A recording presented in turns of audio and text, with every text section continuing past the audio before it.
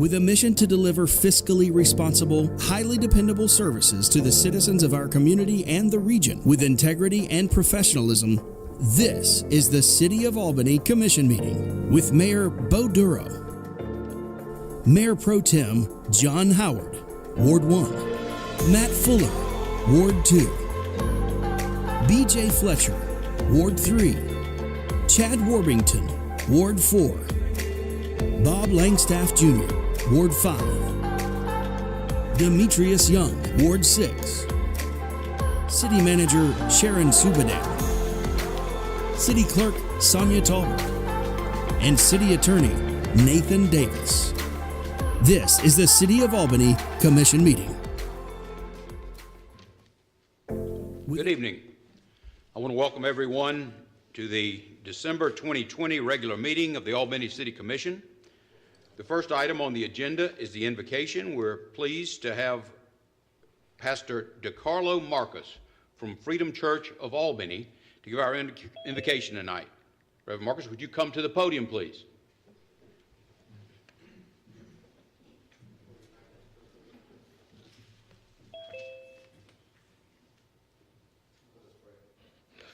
Father, we are thankful this day. We are blessed because of who you are, and we're thankful for your wisdom. We're thankful for all things that you have provided unto us. We thank you for the strength that you've given unto us. We thank you for your knowledge. We thank you for the understanding, the guidance. We thank you, Father, for the ability, Father, to be able to lead in such perilous times. We thank you that even in the midst of all these things that we've been experiencing, the turmoil, the ups and downs because of the COVID-19 virus, the economic downturn, we thank you that you have still provided wisdom, you still provided guidance, you still provided understanding. And so now, Father, we pray over our city, we pray over our county, we pray even over these leaders, that, Father, you will provide them with the understanding. Pray that you would allow them to see through your eyes and see through your heart and see through your compassion and be able to make the decisions that are necessary to benefit your people. So we ask of you for your favor to be released upon this city, to be released upon these leaders, that, Father, your blessing will forever be upon us. We thank you for it now. In Jesus' name, amen. Amen. Thank you, Reverend. Reverend Pro Tem, would you lead us in the pledge, please? To the flag of the United States of America and to the republic for which it stands, one nation, under God, indivisible, with liberty and justice for all.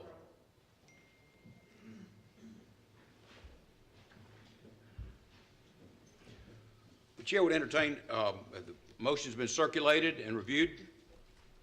Chair would entertain a motion to approve the minutes from the last meeting. Move that the minutes be approved from the last meeting. Motion, a second? Second. Motion, a second. Any discussion? Mayor Pro Tem. No discussion. Commissioner Fuller.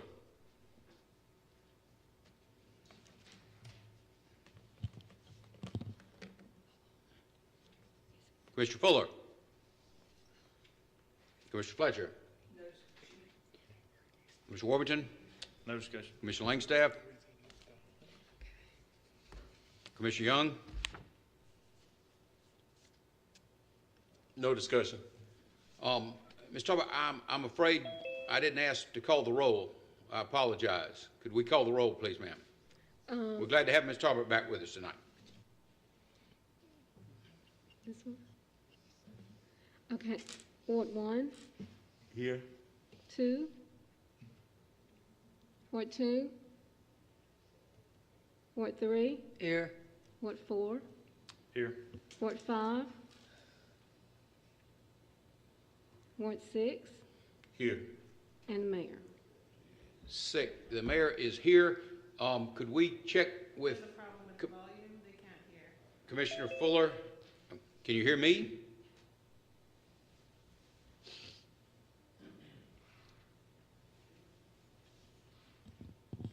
So we need to get Commissioner Fuller and Commissioner Langstaff. Okay. Can we go ahead and take a vote on the minutes? Ward 1. Yes.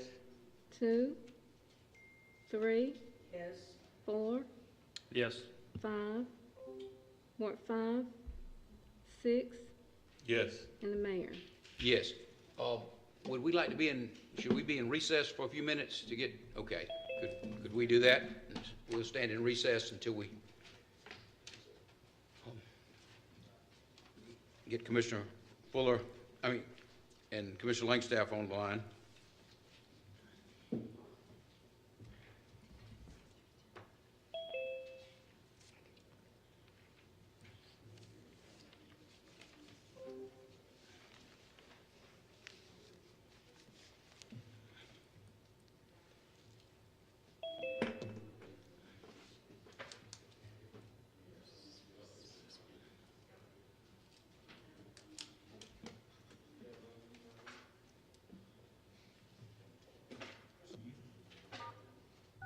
You are unmuted.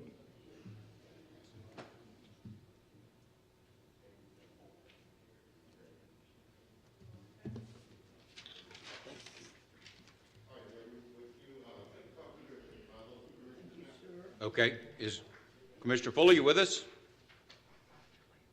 Okay. Yep, I can hear now. Okay. Commissioner Langstaff?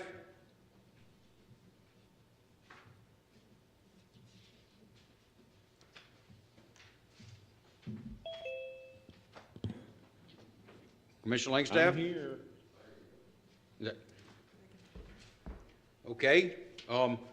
Before we go to the report of the Committee of the Whole, we have a special item tonight. Have a proclamation. We'd like to recognize Assistant City Manager Steve Collier. Mr. Collier, could you come down, please, sir? You're the next contestant on.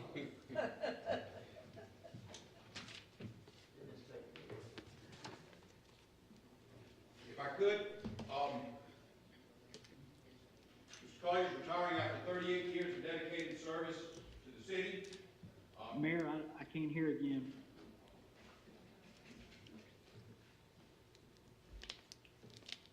Can you hear me now? Turn the microphone on. Don't you think I know that? Yeah. It's my honor to read this proclamation by the Mayor of the City of Albany, a proclamation. Whereas Stephen Collier began his 38-year career with the City of Albany on August 1st, 1982, as a senior automotive parts storeroom keeper in the procurement department on North Monroe Street. And whereas Stephen rendered invaluable assistance to many departments, working hard as he rose through the ranks to be promoted to senior buyer in 1989 and fleet superintendent in 1999. And whereas in 2001, Stephen was promoted by then City Manager Janice Allen Jackson to Central Services Director, serving in that position until 2014, when he was promoted to his current position of Assistant City Manager for Utility Administration. And whereas Stephen's competency, enthusiasm, dedication, and can-do attitude will be sorely missed, as will his leadership, compassion, and humanity towards all citizens of Albany that he served. And whereas we will miss Stephen's institutional knowledge, experience, demeanor, credibility, and political skills, including his keen sense of humor, infectious laugh, and ability to handle it all, as he served side by side with city managers, mayors, city commissioners, and city staff. And whereas, even though the talents and skills that Stephen exhibited throughout his years in city government will be deeply missed, his love and devotion to family will make his well-deserved retirement fulfilling. And whereas it is fitting and proper that the Albany Mayor and Board of Commissioners recognize Stephen Collier for his outstanding service to the City of Albany and extend to him sincere best wishes for success and happiness in years to come. Now, therefore, I, Bo Durham, by virtue of the authority vested in me as Mayor of the City of Albany, Georgia, do hereby extend recognition and appreciation to Stephen Collier, Assistant City Manager for Utility Administration, for his 38 years of dedicated and valuable service to the City of Albany, Georgia. In witness whereof, I have hereunto caused the seal of the city of Albany to be affixed this, the 15th day of December, 2020.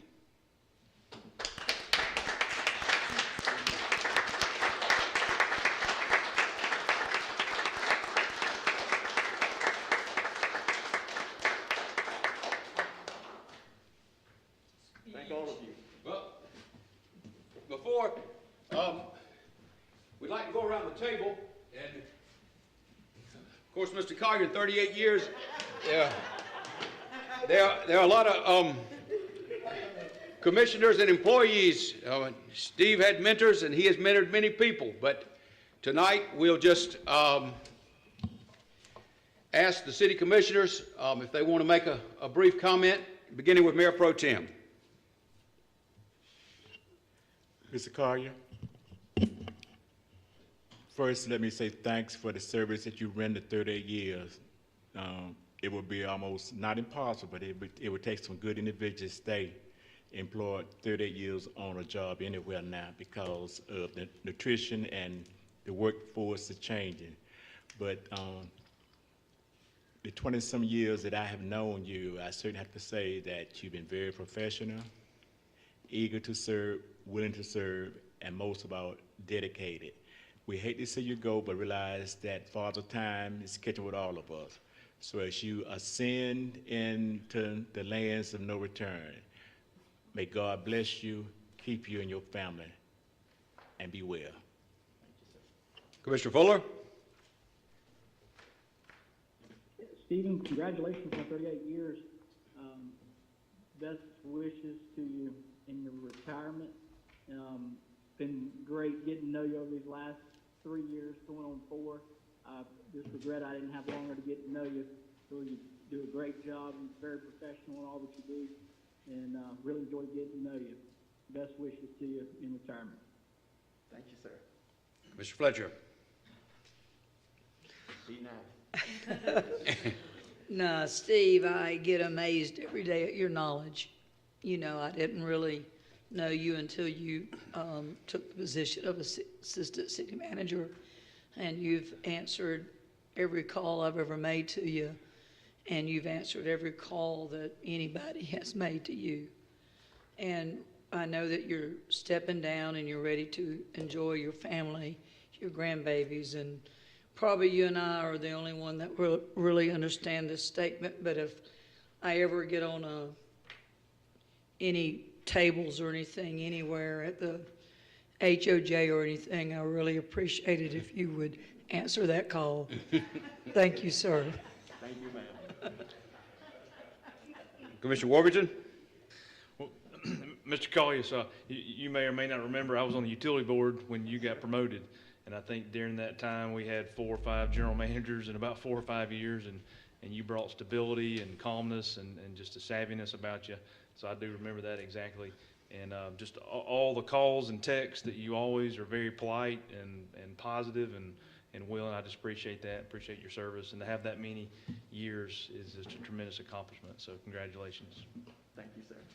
Commissioner Langstaff? Steve, thanks for all your many years of service. And, you know, I think the public won't understand what all you've done behind the scenes, but I try to sing your praises every chance I get. And I know you will enjoy your retirement, and I thank you again for all your service. Thank you, sir. Commissioner Young? Mr. Collier, thank you for the short time I've been here.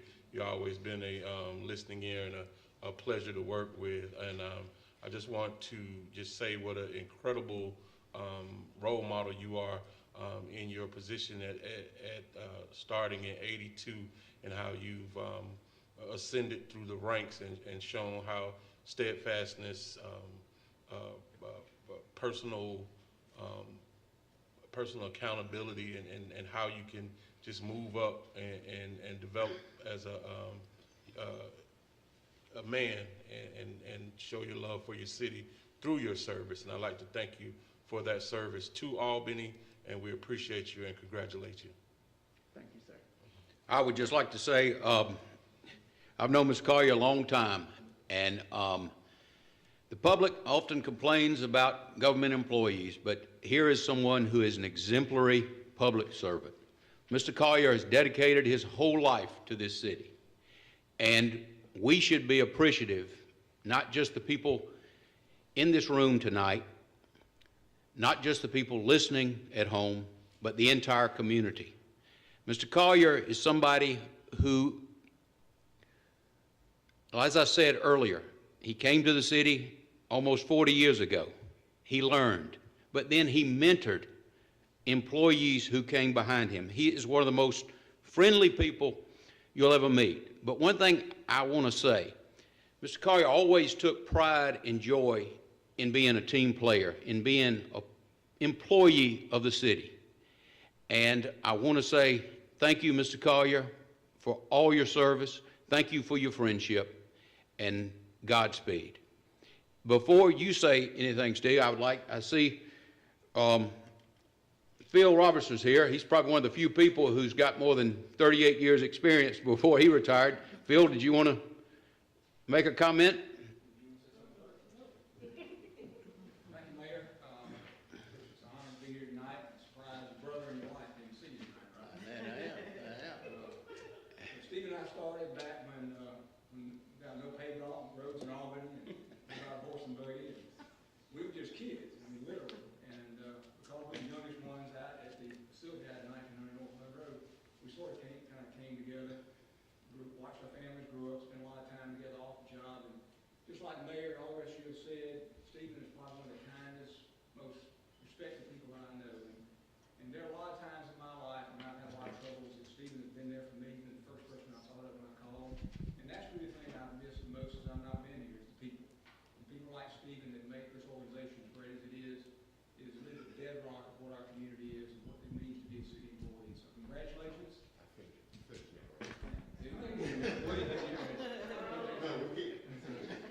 Congratulations, and I know they're going to miss you, and I'm going to enjoy having some time with you next year. I will be here. So, thank you. Ms. Collier, do you want to say anything? I just want to say thank you all for giving him this opportunity to develop into the person that he's developed into. He's going to miss you guys, and I'm hoping that he can take this time for him, because it's time. And thank you guys for taking care of him and sending him back home to you. Ms. Subran?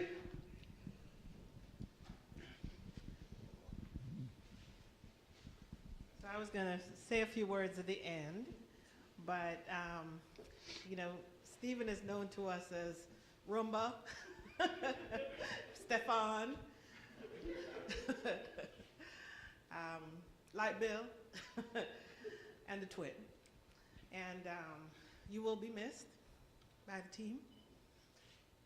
And I thank you for your friendship, for your mentorship, for being a trusted partner, for always having my back, and for valuing this community. Stephen loves Albany, and that bleeds through in everything you've done, everything you've said, and your service to this community has been incredible. So in my notes, I said, do not cry. But I would struck that out. But thank you for all that you've done for the city, from a grateful city. I applaud you, I thank you, and I look forward to our continued friendship as you roll into your retirement. And when I grow up, I want to be like you.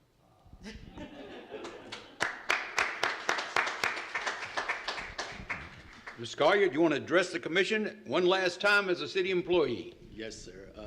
You know, you guys have listened to me for a lot of years, even the ones of you who just took your seats months ago. So, I mean, I've been talking a long time, so I'll keep this short. You talk about what you perceive to be my successes. I'm just blessed. And the reason for that is I've always had support from here. I could always call any of you, pitch an idea, Of course, the hardest was always Mr. Langstaff. I mean, but anyway, but very supportive. The whole community, and I do love this community. This community gave me the love of my life. Albany girl, you know, I'm originally from Colquitt, Georgia, 50 miles south of here. So you all took a young man out of the country and you helped raise him into the professional that he is today. And I tell people that I'm certainly not going away angry. I'm certainly enthused about the future. I think that there are more good things to come. We merged the government in 2014. It's been fruitful. We got to keep taking care of the citizens of Albany, and you'll get calls because see, I'm your constituent. So,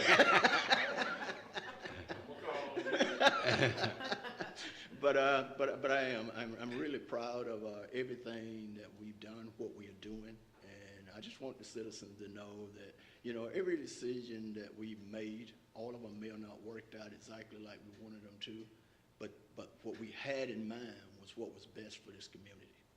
And I appreciate you all. Thanks for all the kind words. It's been a good ride. Thank you.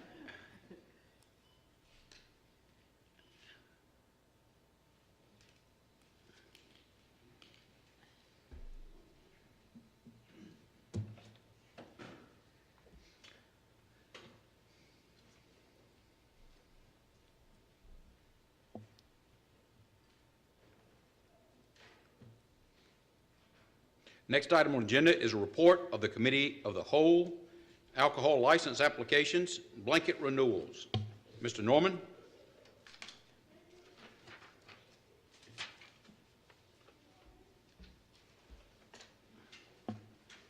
Good evening, Mr. Norman. Good evening.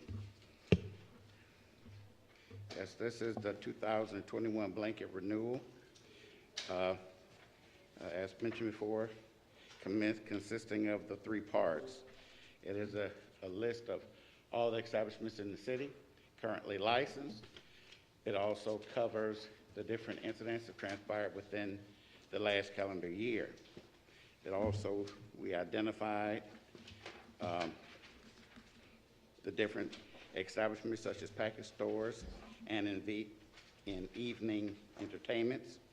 We pointed out the special details that transpired against these establishments throughout the year.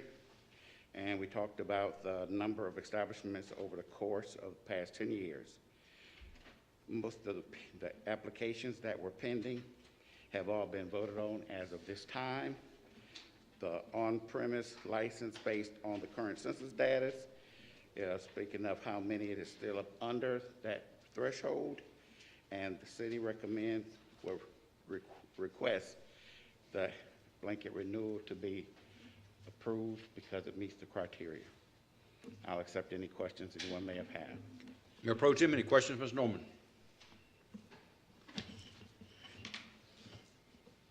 Mr. Norman, let me thank you for providing me, and I hope you did provide it to the other commissioner, that the 3 establishment was under review, and what you are going to do as we approach 2021, and in what you said that your department will visit these establishment under review on a monthly basis, and I think that it is good and make sure that to do a check and balance, because as you know, in the past, these establishments have had some bad situation and some bad incidents there. So I thank you for doing this, and I certainly wish you well, and do keep us abreast of it. Yes, sir. Commissioner Fuller? No discussion. Commissioner Fletcher? No discussion. Commissioner Warmington? Mr. Norman, I just want to say thank you. As Commissioner Howard said, this is a very exhaustive list and detail, and even the 3 establishments under review. I appreciate all the work you and your team put together just to bring them to the point of being under review. And I know you'll keep us posted if there's anything we can do to support, or if one of the 3 or any of the 3 don't comply. If you need the second level of support, then look forward to that happening if you need that support. So Yes, thank sir. you for providing all this. Appreciate it. Commissioner Langstaff? No discussion. Commissioner Young? No discussion. The chair would entertain a motion for approval. Motion to approve. Is there a second?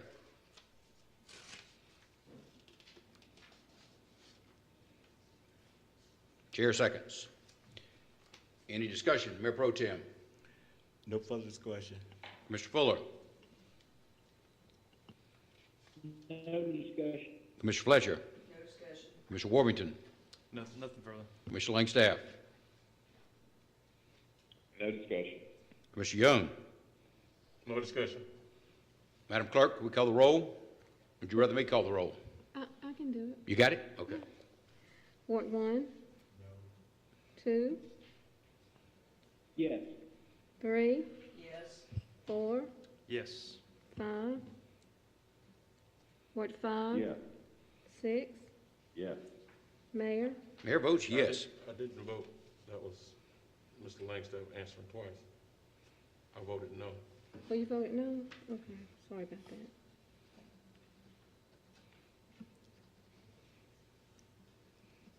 Okay, so it's 5-2, Mayor. And the next item, is this the license application for the 7 Bar and Grill? Yes, sir. Okay. Mr. Norman, you have the floor. Yes, sir. This is an application from 7 Bar and Grill at 104 North Washington Street. They have submitted an application requesting an alcohol license for consumption of liquor, beer, and wine. The applicant is Patrice Ford from 3621 Plumcrest Avenue here in Albany, as well as her husband, Christopher Brian Ford. The type of business is going to be a restaurant. The planning department identified this location as zoned in C2 on a collector street and in Ward 3. The distance requirement must be 200 yards from schools and 100 yards from churches. The closest school is Albany State University at 501 College Drive, and the closest church is Bethel AME at 217 South Washington. The establishment was previously licensed as Icons from 2013 to 2020, the Bar Code Bar and Grill from 2011 to 2013, and Booters in 2011. The police department has no open investigations at this location.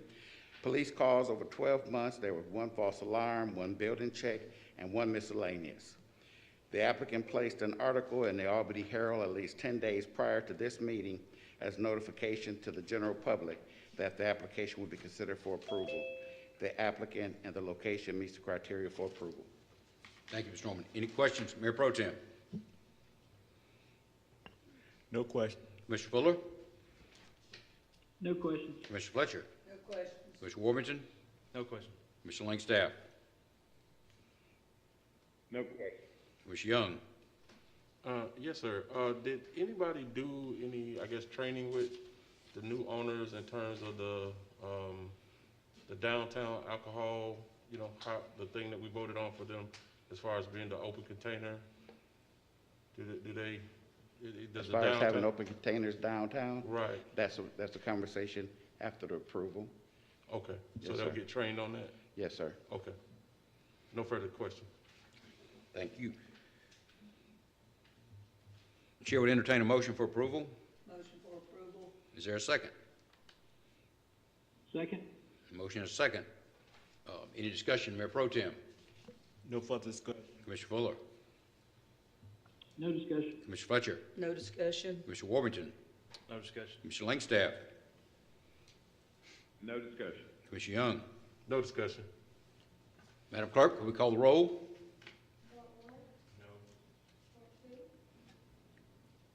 Yes. Yes. Yes. Ward 5 is yes. Yes. Mayor, Mayor votes yes. The next item is a transfer of a license at 2200 West Gordon Avenue. Could you tell us about this, Mr. Norman? Yes, sir. Diamond 786 Enterprise Incorporation, doing business as Halfmore at 2200 West Gordon Road Avenue, have submitted an application requesting an alcohol license for packaged beer and wine. The applicant is Muhammad Moore at 2507 Nottingham Way, apartment 607, here in Albany. The type of business is a convenience store. The planning department identified this location as zoned in C1 on an arterial street and in Ward 4. There's no distance requirement for a transfer. The establishment was previously licensed by Muhammad Nadeem 2019 to 2020, Brajesh Patel at 2018 to 2019, and Nuhadra Dave from 2000 to 2018. The police department has no open investigations at this location. Police calls over the course of 12 months.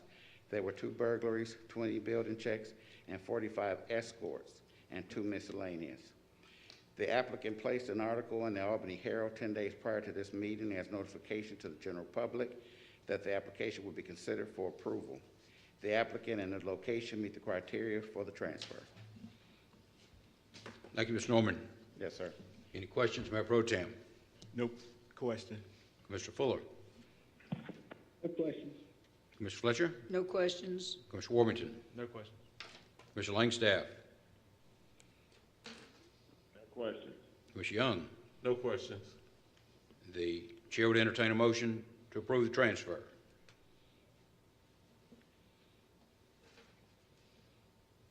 I'll make a motion. Second. Motion is second. Any discussion, Mayor Pro Tem? No further discussion. Commissioner Fuller, No discussion. Commissioner Fletcher, No discussion. Commissioner Warrington, No discussion. Commissioner Langstaff, No discussion. Commissioner Young. No discussion. Madam Clerk, will we call the roll? Ward 1, No. 2, Yes. 3, Yes. 4, Yes. 5, Yes. 6. No. Mayor, Yes. okay, that's 5 to 2 as well. Thank you, Ms. Norman. Yes, sir. Good evening. The next item on the agenda is an appointment to the Albany Housing Authority. The Albany Housing Authority has recommended Ms. Yvonne Jones, who is a resident, and the mayor would follow that recommendation, and Ms. Jones is hereby appointed. Is that correct, Madam Clerk? Yes, that's all Okay. we need. The next item is the city's appointment to the Joint Election Board for a 2-year term ending December 2022. Our present appointee is Bishop Williams, and I think there's a question about whether or not Bishop Williams is qualified. Is that correct? Yes, Davis? he does not reside within the corporate limits, and that's required by the legislation establishing that body. Okay, I just want to clarify that. The applicants, are there any motions, any nominations? I make a motion to nominate Dr. Price Core. Mayor Hubbard, not Mayor. Are we going out of line, or? Okay. Any other nominations? Yes. I nominate Valerie Williams. Okay.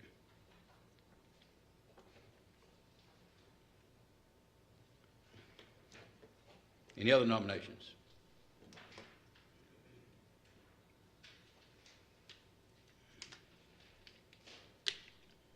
So,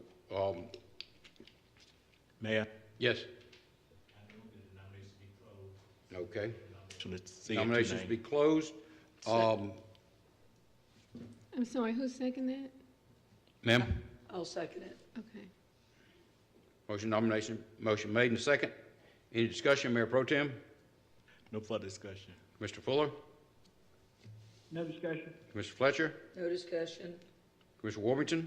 No discussion. Commissioner Langstaff? No discussion. Commissioner Young? Yes, sir.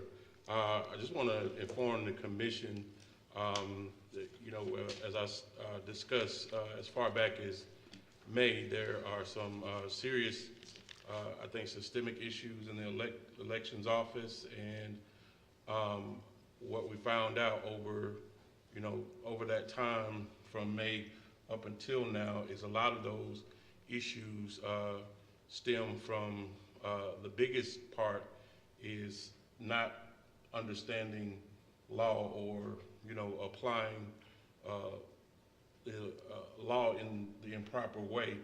I do think that Ms. Brown Williams would serve as a, you know, a very good asset for that particular board. We encountered a lot of poll workers who were not knowledgeable about elections law, allowing certain things like people to carry guns into polling places, which is patently against the law. There were a number of folks who were almost disenfranchised because even some of the board members did not apply the law correctly when it comes to having someone provide a provisional ballot for voters, which is allowed by the law. But in those instances, we have had to engage other outside attorneys, outside lawyers, to kind of, you know, train them or let them know that, you know, this is the law, this is the correct way to do it. And, you know, I think that, you know, again, Attorney Valerie Brown Williams, an attorney on that board, would serve as a great asset to them, so we can eliminate a lot of these situations. Over the, you know, past few years, I think even the mayor has encountered a situation where he had to bring legal action against the elections board. That's happened time and time again, and I think that stems from a lack of understanding of the law in that office. And again, I think Ms. Williams, an attorney, would serve as a great asset to that board. Okay. So do we vote on Dr. Core first? We normally do, Mayor, take the first one, the first nominee. Okay. Well, okay. Dr. Core is nominated first. We'll call the vote on Dr. Core. Ward 1? No. Ward 2? Yes. Ward 3? Yes. Ward 4? Yes. Ward 5? Yes. Ward 6? No. Mayor? No.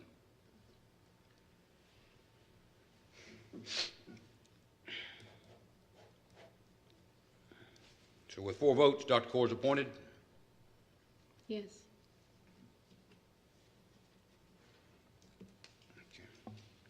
Moving to resolutions.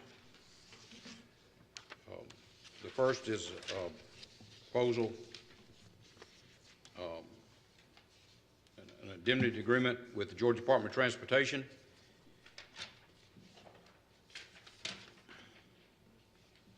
Mayor, I offer the resolution and ask for its adoption. Second. Any discussion? Mayor Pro Tem. No further discussion. Commissioner Fuller. No discussion. Commissioner Fletcher. No discussion. Commissioner Warmington. No discussion. Commissioner Langstaff. No discussion. Commissioner Young. No discussion. Call the vote, please. Ward 1? Yes. Ward 2? Yes. Ward 3? Yes. Ward 4? Yes. Ward 5? Yes. Ward 6? Yes. Mayor? Mayor votes yes. It's unanimous, Mayor. The next item is a resolution basically to set forth operational responsibilities for the municipal court. That's a recommendation coming out of the task force. Is there a motion to approve? Mayor, I would offer a motion with one change. Yes, sir. Under the evaluation section, I would like to strike the 6 months time frame, and it would be really until this board decided differently. So it's not a 6-month assignment. Now, in 6 months, certainly a written evaluation back to us, but the time boundness of this agreement is, I guess it's for perpetuity or until we deem it to be changed. So I offer that motion. Okay, we need to, how are we going to phrase it? City manager and chief judge shall, upon the request of the city commission, present a written evaluation.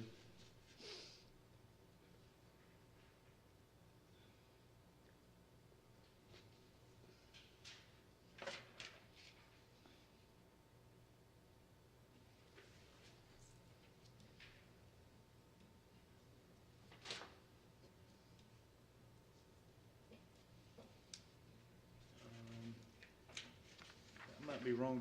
Did this change from our work session? Because it seems like this was a 6-month agreement in our work session.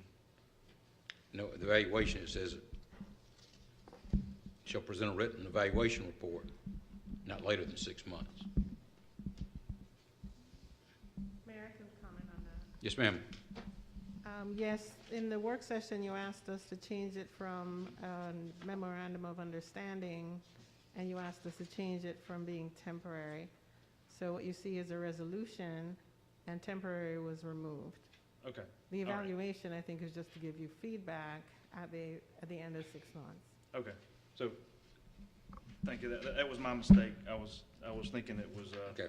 from the. So my motion is for the resolution as is in our packet tonight.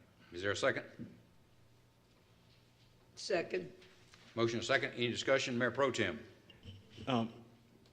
Mayor, since the judge is here from the municipal court, I think it would be fair to let him come up and just give us his feedback before we make the final vote on it. Okay, Judge Weaver?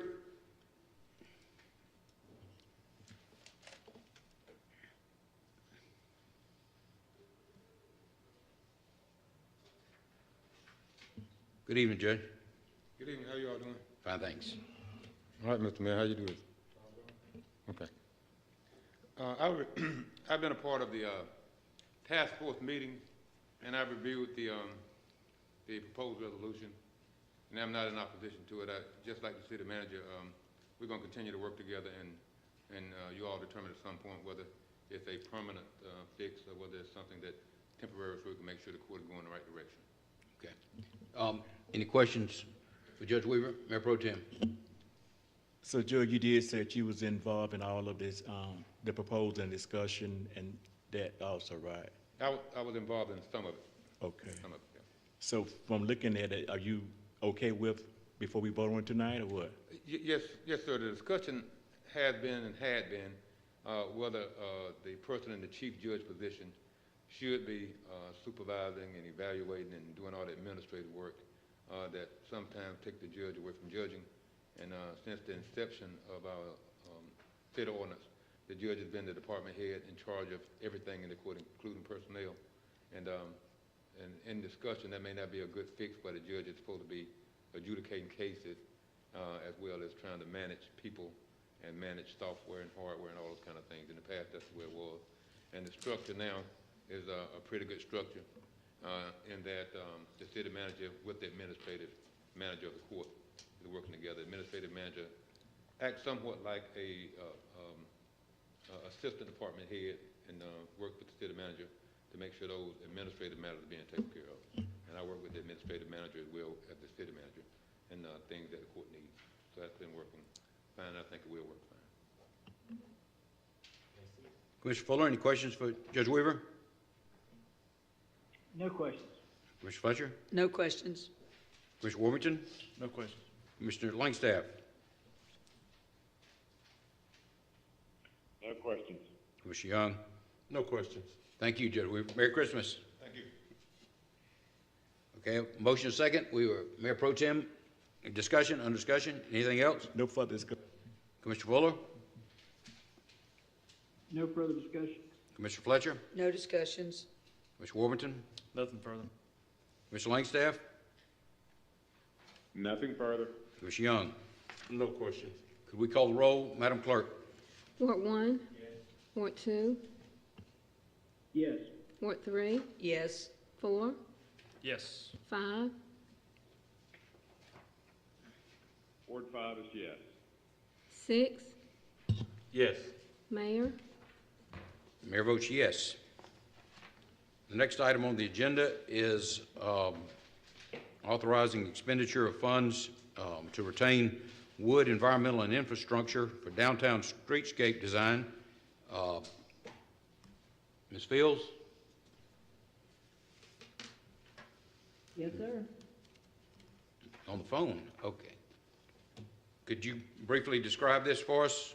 I know we discussed it, but As we discussed, we had an RFQ for, to find a consultant to do the downtown streetscape design. It was advertised, duly advertised, and once the proposal came back, it was evaluated by a HAG based on many qualifications, and their recommended successful proposer is Wood. okay. And the funding source is We've got TAP grant, we've got SPOS 7 funding, and also, I think that's it, the Okay. TAP grant and the SPOS 7 funding. any questions for Ms. Fields? Mayor Pro Tem. No question. Commissioner Fuller? No question. Commissioner Fletcher? No questions. Commissioner Warmington? Commissioner Langstaff? No questions. Commissioner Young? No questions. The chair would entertain a motion to approve. Oh, it's a resolution, isn't it? I offer the resolution, ask for its adoption. Is there a second? Second. Any discussion? Mayor Pro Tem. No. Commissioner Fuller? No discussion. Commissioner Fletcher? No discussion. Commissioner Warmington? No discussion. Commissioner Langstaff? No discussion. Commissioner Young? No discussion. Could we call the roll, Madam Clerk? Ward 1? Yes. 2? Yes. 3? Yes. 4? Yes. 5? Yes. 6? Yes. Mayor? Mayor votes yes. The next item on the agenda is would authorize the city manager or her designee to transfer title to vehicles. Ms. Fields, you with us? Yes, sir. Could you explain this for us, please, ma'am? This is something that state requires us to do, state law requires us to do on a yearly basis. We sign a lot of titles to surplus of property, and this allows the city manager or her designee, which usually is me, to sign those titles so that we can sell that property and get the money back in our coffers. Thank you. Any questions, Mayor Pro Tem? No further discussion. Commissioner Fuller? No questions. Any questions, Mr. Fletcher? No questions. Commissioner Warmington? No question. Commissioner Langstaff? No questions. Commissioner Young? No questions. Chair would entertain a motion. Oh, no, off the resolution. Okay. Offer the resolution, ask for its adoption. Is there a second? Second. Motion is second. Any questions, Mayor Pro Tem? No further question. Commissioner Fuller?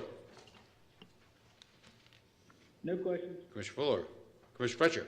No questions. Commissioner Warmington? No question. Commissioner Langstaff? No questions. Commissioner Young? No question. We call the roll, Madam Clerk. Ward 1? Yes. Ward 2? Yes. Ward 3, Yes. Ward 4, Yes. Ward 5, Yes. Ward 6, Yes. Mayor. Mayor votes yes. The next item is, would authorize execution of a lease agreement with Greyhound Lines at the temporary transit facility. Mr. Hamilton, you with us? Could you take the podium and give us some background?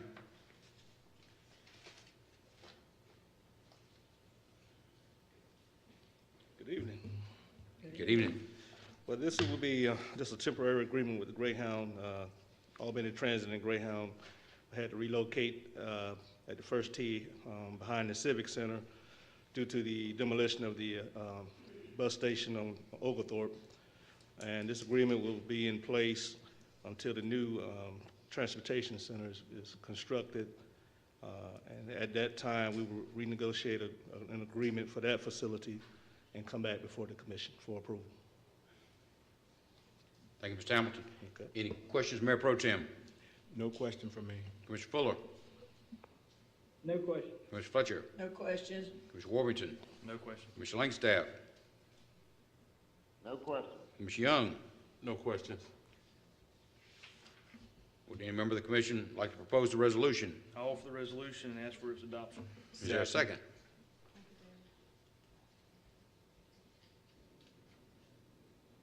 Chair would second.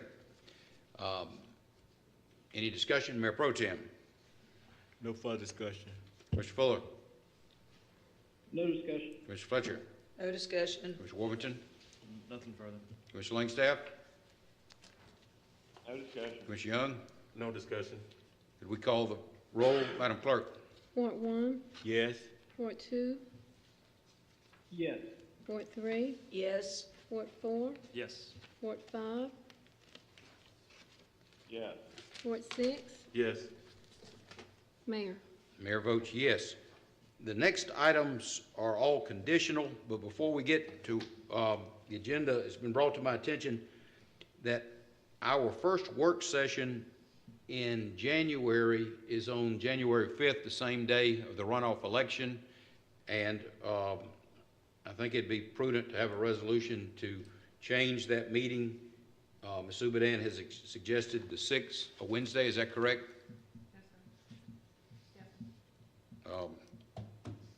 So how would we do that, Ms. Davis? Just offer a resolution? For a resolution and ask for its adoption, and a motion and a second and a vote? Yes, sir. Okay. Mayor, if you want me to read it, I can. It's fairly short. Okay. You want me to Thank read you, it? Madam Clerk. Yes, ma'am. Okay, it's entitled, "A Resolution Changing the First Work Session in January 2021, Repealing Prior Resolutions in Conflict and for Other Purposes." Whereas the first work session in January 2021 falls on an election day, which is January 5th, 2021, and whereas it is in the best interest of the City of Albany to change the date of the first work session in January 2021. Now therefore be it resolved by the Board of Commissioners of the City of Albany, Georgia, and it is hereby resolved by authority of same. Section 1, that the first work session in January 2021 will be held on January 6, 2021 at 8:30 a.m. All resolutions and parts of resolutions in conflict herewith are repealed. Chair would offer the resolution and ask for its adoption. Is there a second? Second. Motion is second. Any discussion, Mayor Pro Tem? No further discussion. Commissioner Fuller? No discussion. Commissioner Fletcher? No discussion? Commissioner Warrington? No discussion. Commissioner Langstaff? No discussion. Commissioner Young? No discussion.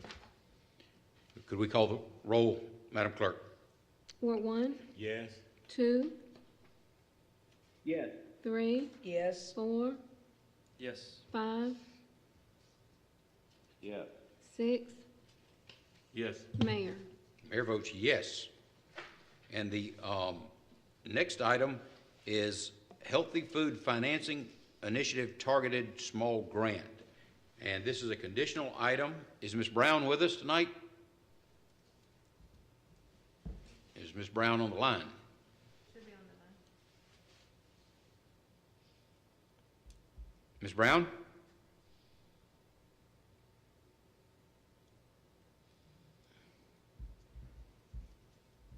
All right, you want me to fill in?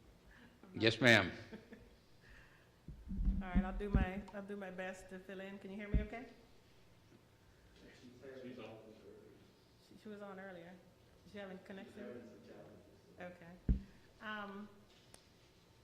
If you recall, we had the opportunity to apply for a grant through Healthy Food Financing Initiative. We did an RFP to identify a partner for this grant opportunity, and Food for Less was a grocery at 1032 West Gordon was selected as our partner. We submitted a grant application back in the summer. Very competitive grant application process, thousands of applicants, and we're pleased to be able to announce that we have been awarded $150,000 for this project. And it says further down that the grant deadline is the January 16th, but it's actually December 16th, which is why we're bringing it as a conditional item. The renovations to the property, which is the former Harvey's, is expected to be completed within 9 months of the grant. 75 jobs to be created, and they're targeting 50 to 80% of residents in Albany as employees with an average wage of $10.65 to $16.61 per hour with a benefit package. The total project cost is $2.8 million. In addition to the grant award funding amount, there'll be other funding sources that the business will be bringing to the table. Even after this, there will be a funding gap. We are planning to continue to work with the entity to help them to close their funding gap, and we potentially will be bringing another opportunity for us to support them. But this is a privately funded grant, and we recommend that you accept the grant award on behalf of this project.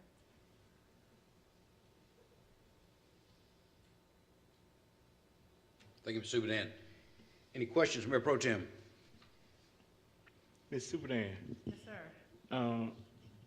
The gentleman has 32 years experience in grocery store business and operated in six grocery stores in Georgia and Florida. Sometime next year, can we get a list of the location of those stores, where they're located at? Yes, sir. In fact, in January, we'll be bringing them to the board for you to have the opportunity to dialogue with them directly. Probably the second work session in January. Okay.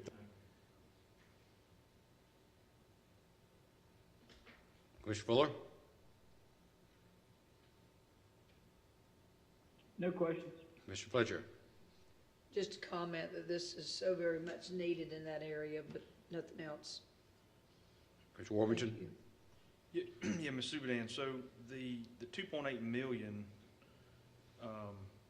I guess they're going to renovate the entire grocery store. I mean, I know Harvey's was there before, but I mean, they're doing like a complete facelift. Anything substantially different about this grocery store than before?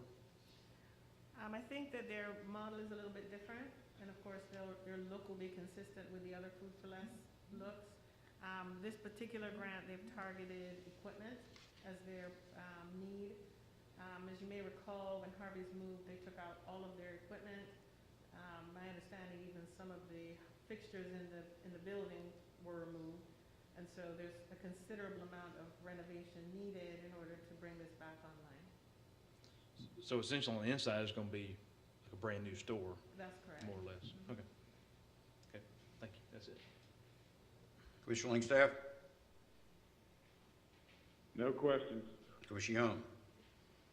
Yes, Madam City Manager, has Food for Less given any indication on how many jobs and maybe at what pay scale they'll be employing folks?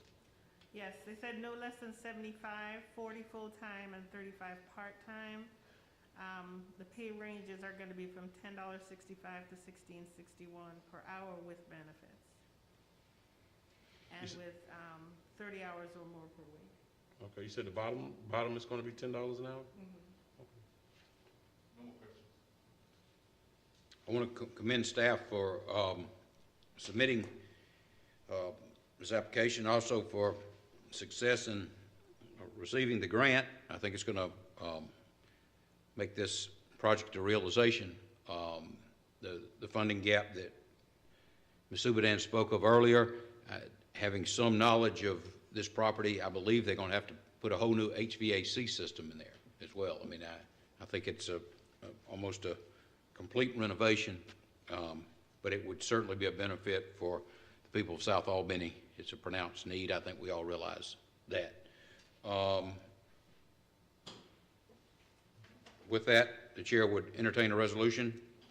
Offer the resolution, act for its adoption. Is there a second? Second. Any discussion? Mayor Pro Tem.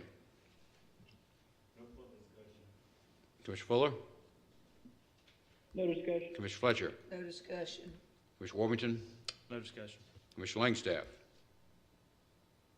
No discussion. Commissioner Young? No discussion.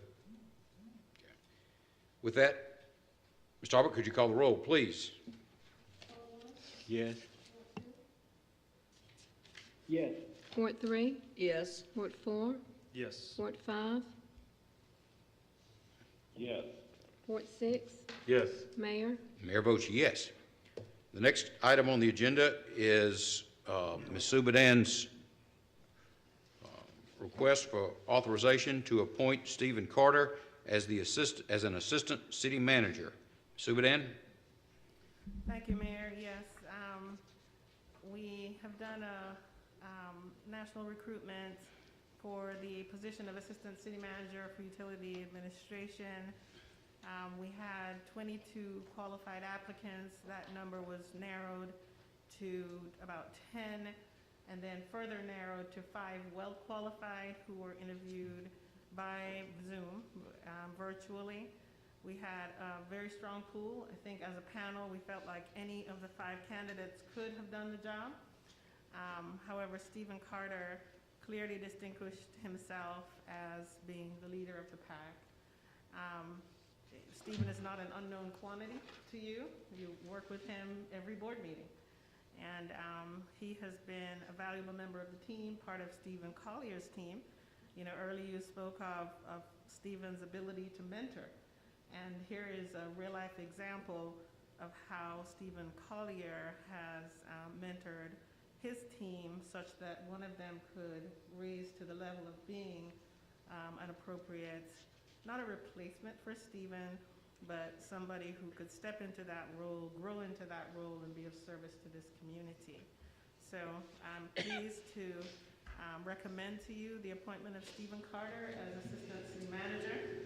It is my desire to have some overlap between the 2 Stephens so that there is a smooth handoff so we can continue to serve you as a community in the future. Thank you. Any questions? Ms. Subadan, Mayor Pro Tem.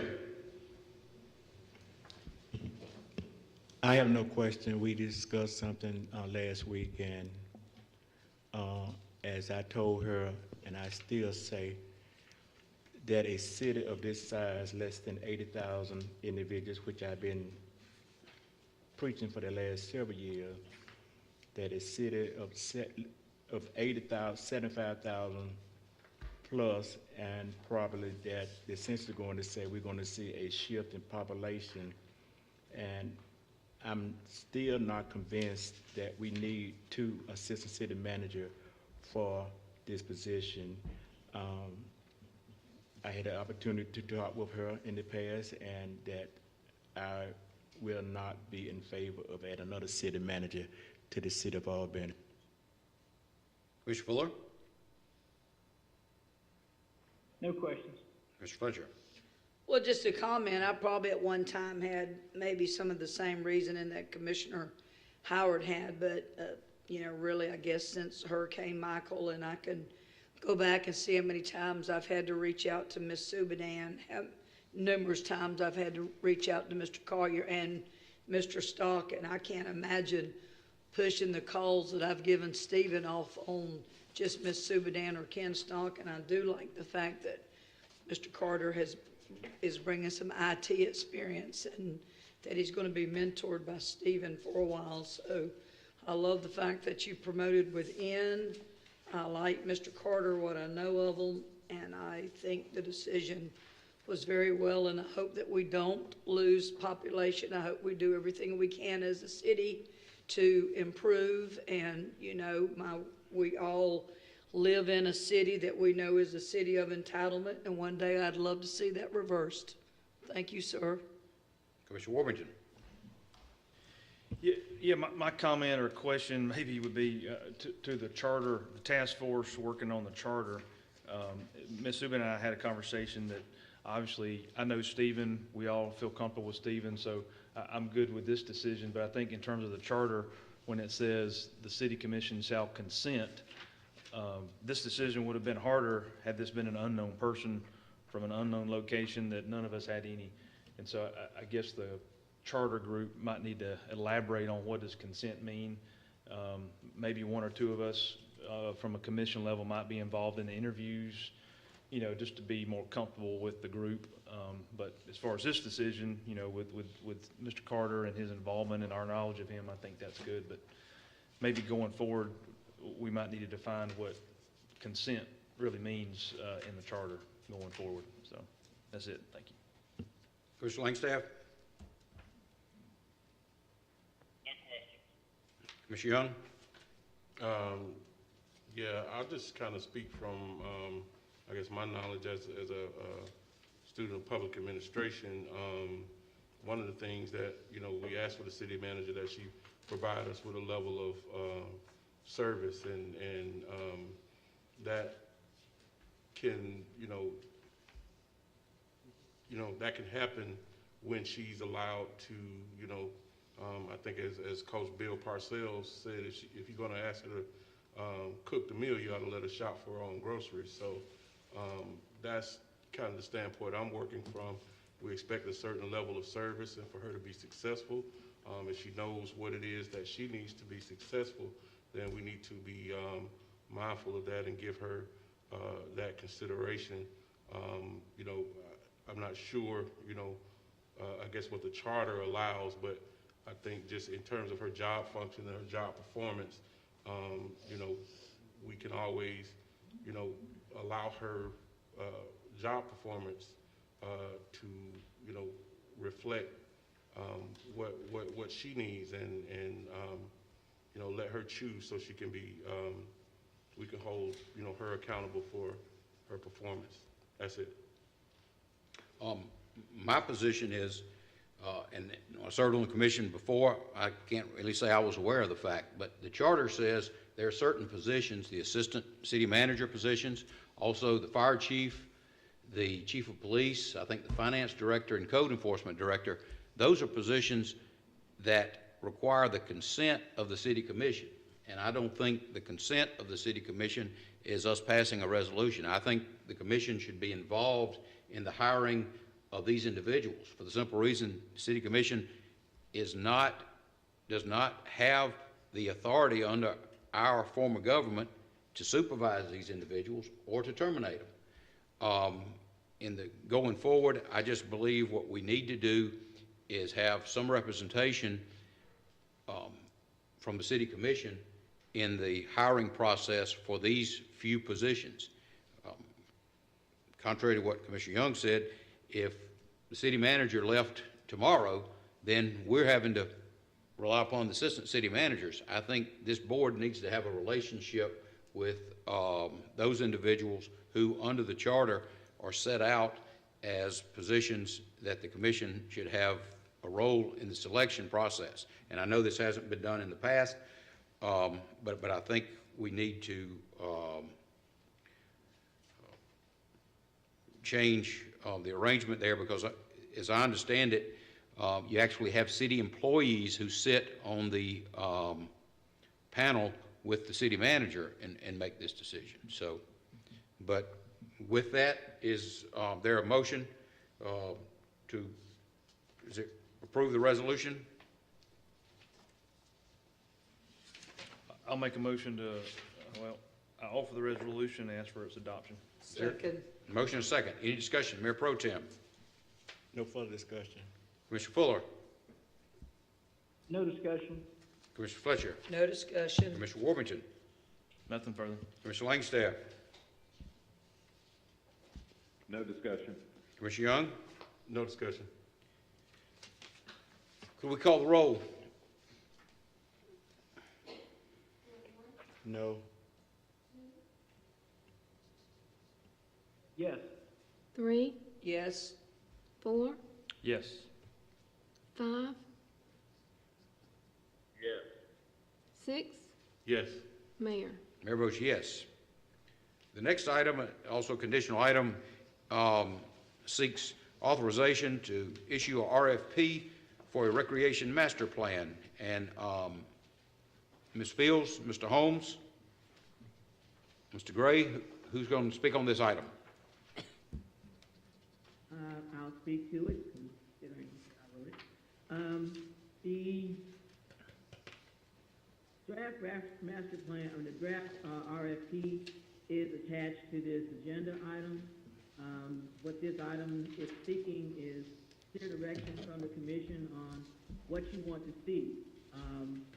We have, as stated in the agenda item, there's been 2 previous master plans, and we don't want to go out and have gather another plan that's going to sit on the shelf, as I've heard the mayor say on many occasions. So we would like your input as to what you would like to see in this RFP before we release it. If in fact you do want us to release an RFP for a master plan. Any questions for Ms. Field? Mayor Pro Tem. No question. Commissioner Fuller, No question.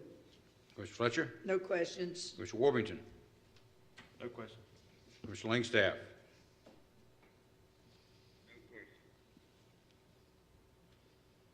He said no questions. Commissioner Young. No questions. Chair would entertain a motion. Any member of the commission want to make offer the resolution? Offer the resolution and ask for its adoption. Is there a second? Motion is second. Any discussion, Mayor Pro Tem? No further discussion. Commissioner Fuller, No discussion. Commissioner Fletcher, No discussions. Commissioner Worthington, Nothing further. Commissioner Langstaff, Nothing further. Commissioner Young. Nothing further. Mr. Talbot, can we call the roll, please? Ward 1, Yes. Ward 2, Yes. Ward 3, Yes. Ward 4, Yes. Ward 5, Yeah. Ward 6, Yes. Mayor. Mayor votes yes. The last item, also a conditional item, seeks authorization to accept a grant for court innovation in the municipal court. We've generally discussed this, but I'd ask Judge Weaver, is Ms. McFadden Bryant with us tonight? If Ms. McFadden Bryant and Judge Weaver could come up and explain to us, this is a very exciting opportunity for the community.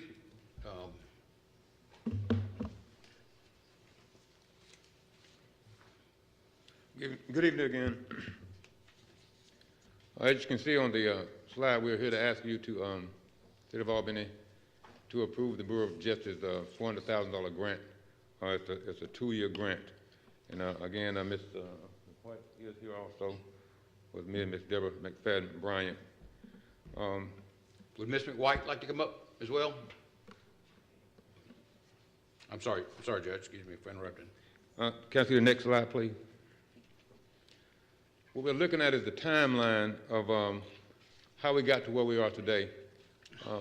Briefly, in sitting as your judge for a number of years, it came to be real clear to me in fruition that people appearing before the court charged with crimes were not there solely because of the crime they've committed, but because other things in their lives led them to the courtroom. For example, if a person gets stopped in Atlanta and is charged with possession of marijuana and goes to the Department of Driver Services, that person is not told and have no idea that the driver's license is suspended. So they show back up at home in Albany, drive a car, get stopped, and their license is suspended. They come to court, and I order them to get a driver's license, and they have no clue how to navigate that because they can't remember why they are suspended. They don't have access to a driving history to determine how they're suspended. And so what community court does for a person like that is to give a person some guidance. What we want in our community is folk to get on the right track, to stop breaking laws and things of that nature, and become productive citizens. That's just one example. Another example is a theft by shoplifting, for example. People steal for different reasons.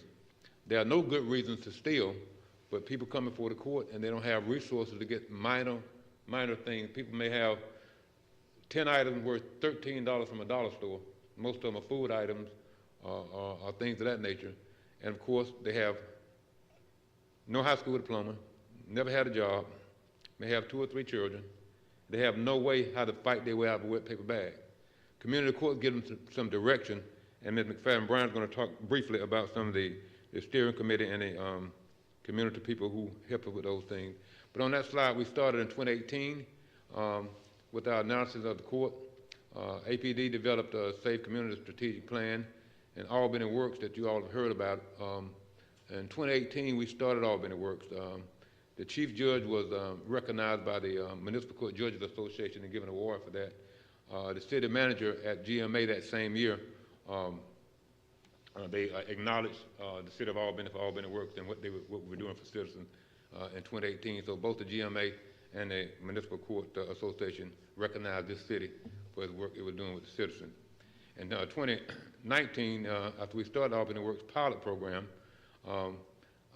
which involved a lot of city resources.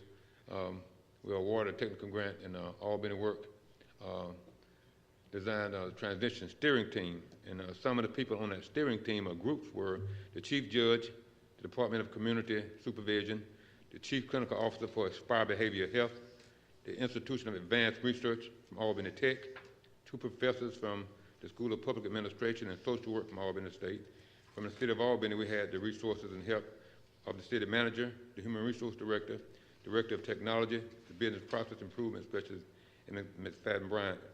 And Ms. Fadden, if you would give them a little brief overview of what the steering team did and how that work was conducted.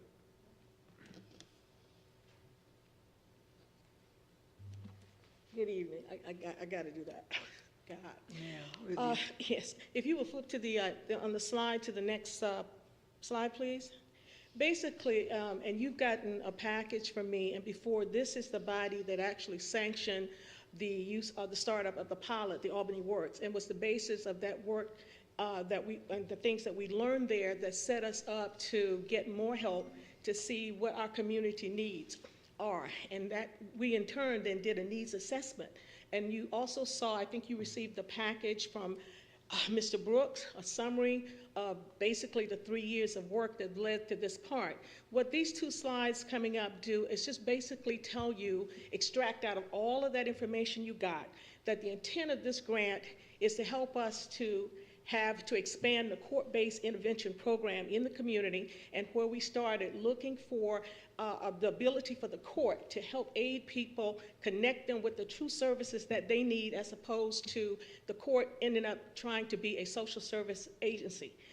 In the data that we looked at for 3 years, at least 40% of people coming through municipal court, their underlying problems were social service related as opposed to really criminal intent. And that continues to actually grow. So in this grant by the Bureau of Judicial Assistance, what their intent is across the country is to help courts have flexibility in delivering those services or connecting people with those services.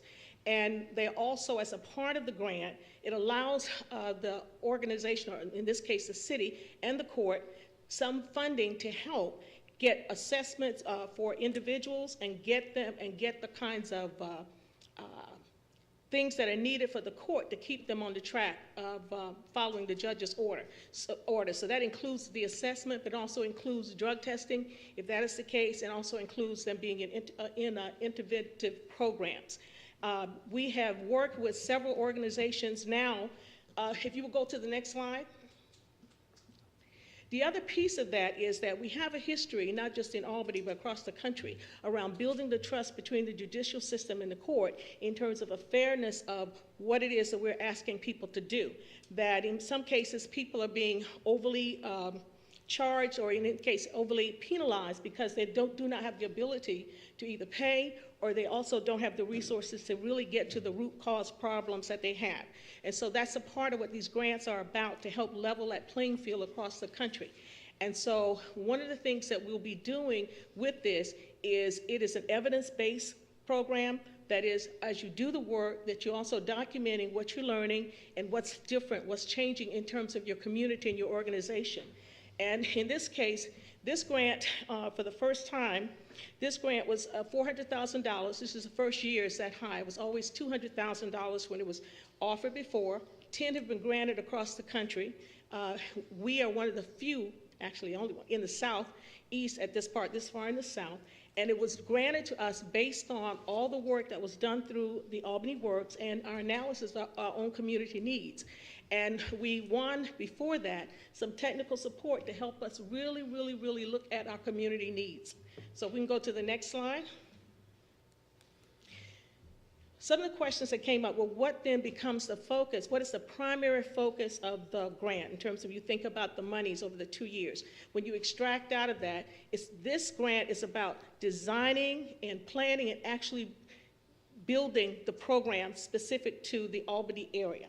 The other piece is it is about restorative justice. It is about treatment and connecting people with treatment and recovery services, and it's also really about case management and service coordination.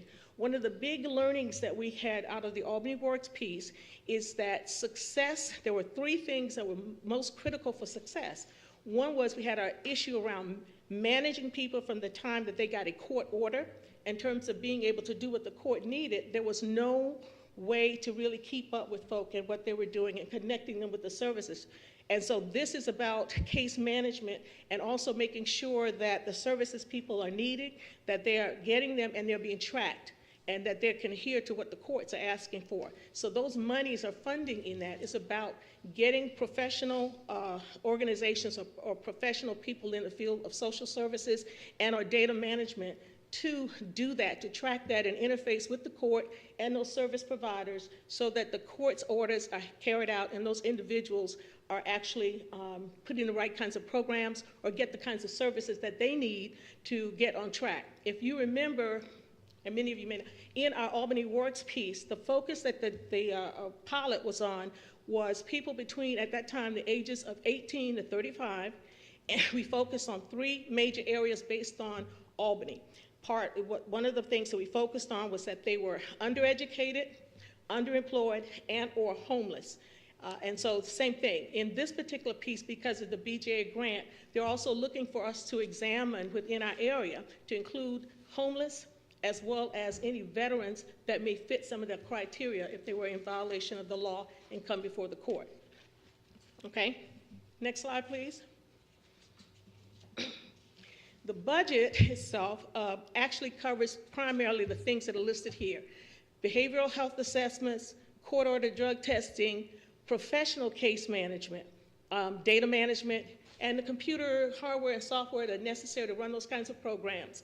It's not funds that they cannot be used or be supplanted. That is, they can't replace anything that the city or state may be doing right now.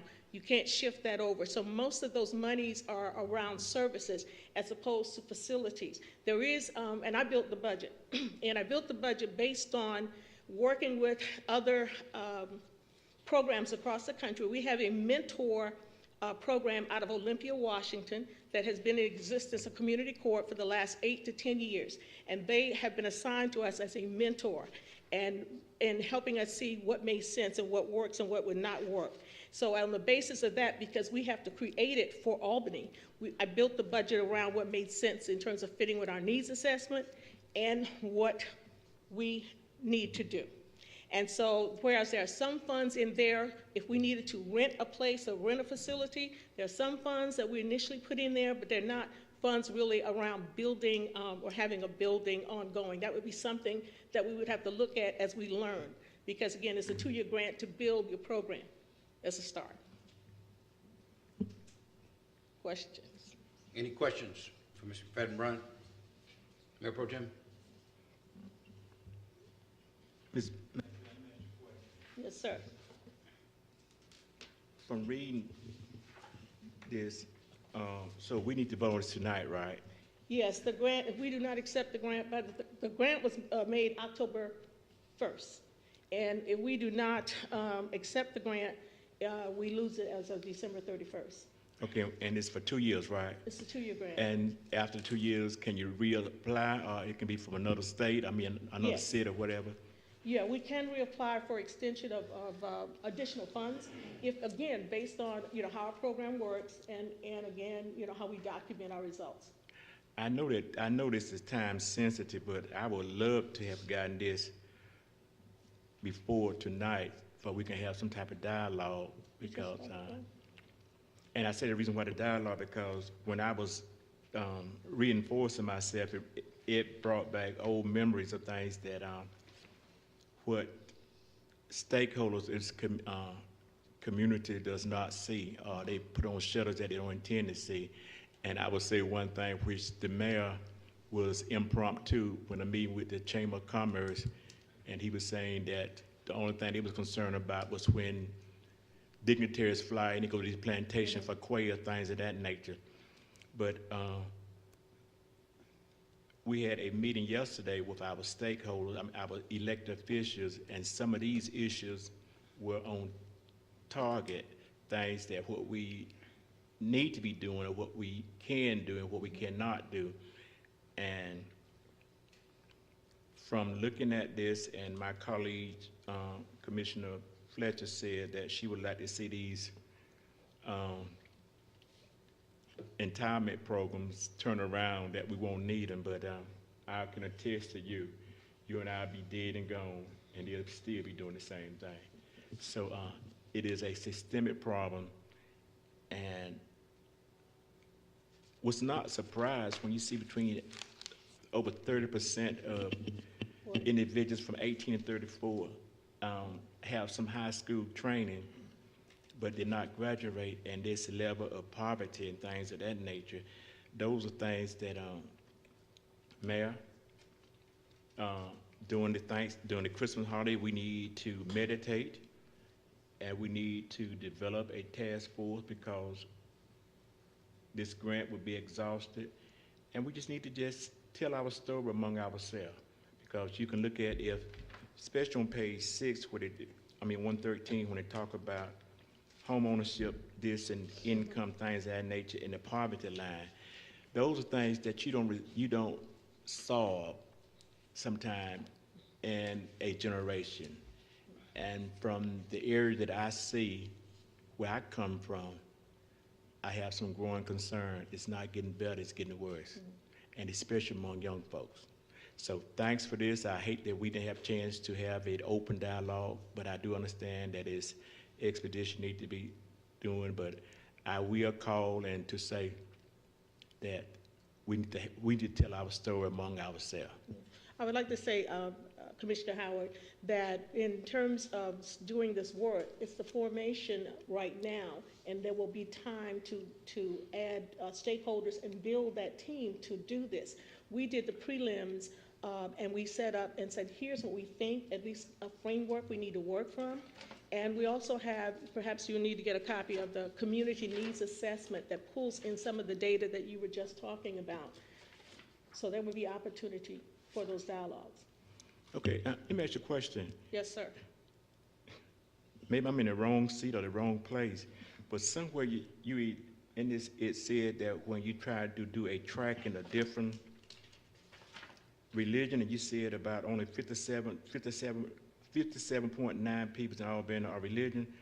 So do you mean that there's another 40% out there that the devil's got control of?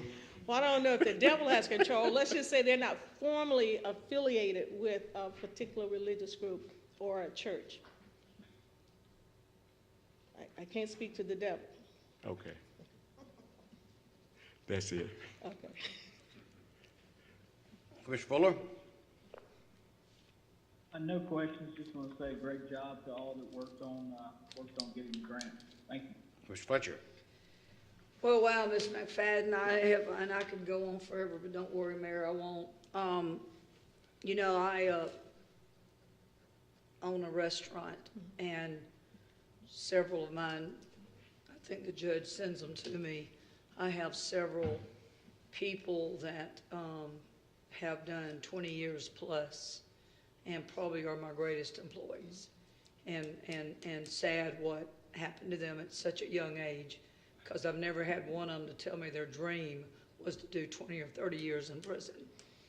And I have a lot of baby boomers in my life. I'm one, and one of them just happened to be one that we put on the elections board tonight. Dr. Core has often said, you know, if somebody would start a real mentor program and say they wanted to be a doctor, I'd let them shadow me. So you have really, if this is a program that really is taken serious, you know, I will offer you my phone number and anything I can, because I am a product of a judge getting a hold of me at a very young age and snatching a knot in my butt. And, you know, as far as 59% of this community, you know, I could go on and on about Christianity, but it's not being taught all over the world. So that's a different subject that I won't bring on this platform. But I really pray that this is something that's real. I pray that maybe this is just the court judge, that just as much as many times as you have stood before us and this court has gotten beat up, could you just take the lead in this community, take the lead when I say that I want to one day not be a city of entitlement? I know what I mean by that. I don't mean to end anything, but I just think that a person feels so much better about themselves when they do for themselves, and they really feel better when they do for others. That is what's in our DNA. So I promise you this will be one more name that will be tucked into my prayer list, and anything I can do or any needs, if I can possibly reach out and help get people to listen to you and follow this program.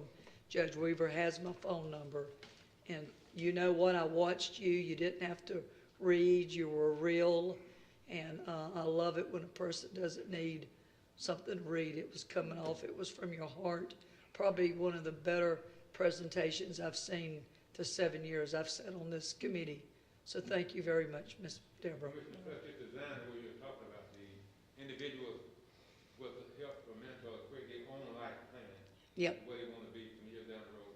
And it's real, it's something they help put together, and they try to live by that to get where they need to be. So that's kind of the design. That's, you know, if you, the ones I see that really fall through the cracks is when organizations like you or mentors, where they do it for a while and then they stop it, you know. But when you're on it, you're on it, you're on it. You know, I brag to say that in the 18 years I've been at BJ's, we've had 8 people that's turned their life over to God and 6 people that's joined the military. And, you know, so it's an ongoing effort in this town. But I promise you, this is probably one of this. Thank you. Thank you very much. Thank you. Thank all of y'all. Commissioner Warmington? I guess first, I would have to echo Commissioner Howard. As I was even preparing for this, this is just so much to absorb. I mean, obviously a lot of good work and writing. I just kind of feel like it's like our backs against the wall from a leadership standpoint, because I guess this has been in existence for 3 months, but it's just now in front of us. And so I regret that, but that's not saying I don't support this. It's just, it's tough to absorb all this. Couple questions I have. So 400,000, it's over 2 years, so basically 200,000 per year. And so that 200,000, I guess, goes to these items that's on the current slide. I guess we're gonna contract with some different services in town that this money will pay them so the offender, it's free for the offender? Is that the essence of this program? No, yes and no. The way that this is designed, we would pay, like, for example, an Aspire to do risk assessments, for example, contract them to do that. Then in turn, in terms of the professional case management, that could be in the form of an individual or could be contracted through a local social services organization. But in fact, there would be an individual accountable to the city, to the court, in terms of managing those cases between the court and the social services organizations within the city. We have MOUs with over 50 social service organizations working right now out of Goodwill. We were working with the Department of Community Supervision. They've been a part of this organization in helping us do the actual design when we did the pilot. So there, the concept would be that if, for example, in community court where the judge, for example, might have court not inside of the courthouse, but literally could have court in someplace else. In this case, we're looking at Goodwill, and actually have social service providers physically there on the spot, so that at the time that he actually ruled for someone, they could actually move them right over into case management, getting them directly in contact with the services that they need, and building a plan for them. Okay, so those social services aren't happening right now that we're talking about starting? Yeah, some of them are. What has happened is historically, the court has had to do things as the judge would rule and say, okay, a person needs to, he might want them to go work or get their GED, or they may need to become employed. Well, there are steps to doing that.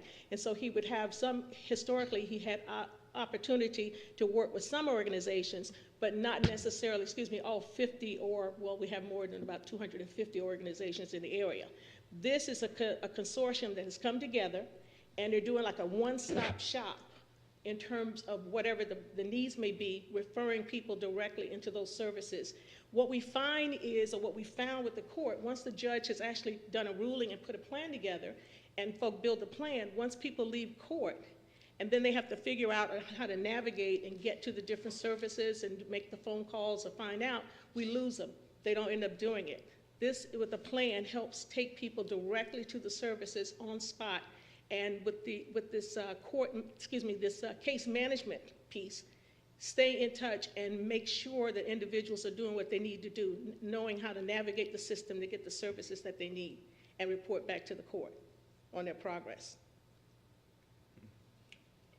Okay. So some of that's being done now, yes, but it's being done more out of goodwill, or the providers are raising their own funds, I guess you could say, in their own ministry or their own. So this will bring them on as a, hey, come to court and you'll be paid. So we'll be paying these providers to come help? No. Or you said something about 50, so we have a handful now, or a small number. We're going to increase that to 50. I'm just trying to see what the connection with the grant is to increase the services. What the grant will allow us to do is, in terms of, as the court expands its intervention services, the court will be able to order people or have people in the program pay for getting risk assessments around what's the core issue, or what are the core issues that have to be addressed with this individual. So paying for those kinds of assessment. This grant will pay to have a case manager and also a data management component, so an assistant to that case manager, who then works the interfaces, or that plan of the individual, the interfaces with the court, the individual, and the services that they're supposed to, or they need, and making sure that that's happening. So that doesn't necessarily mean we're paying other nonprofits for the services they provide. In some cases it might, but it's about getting them connected and making sure people are staying within the program or that the court has ordered them to do.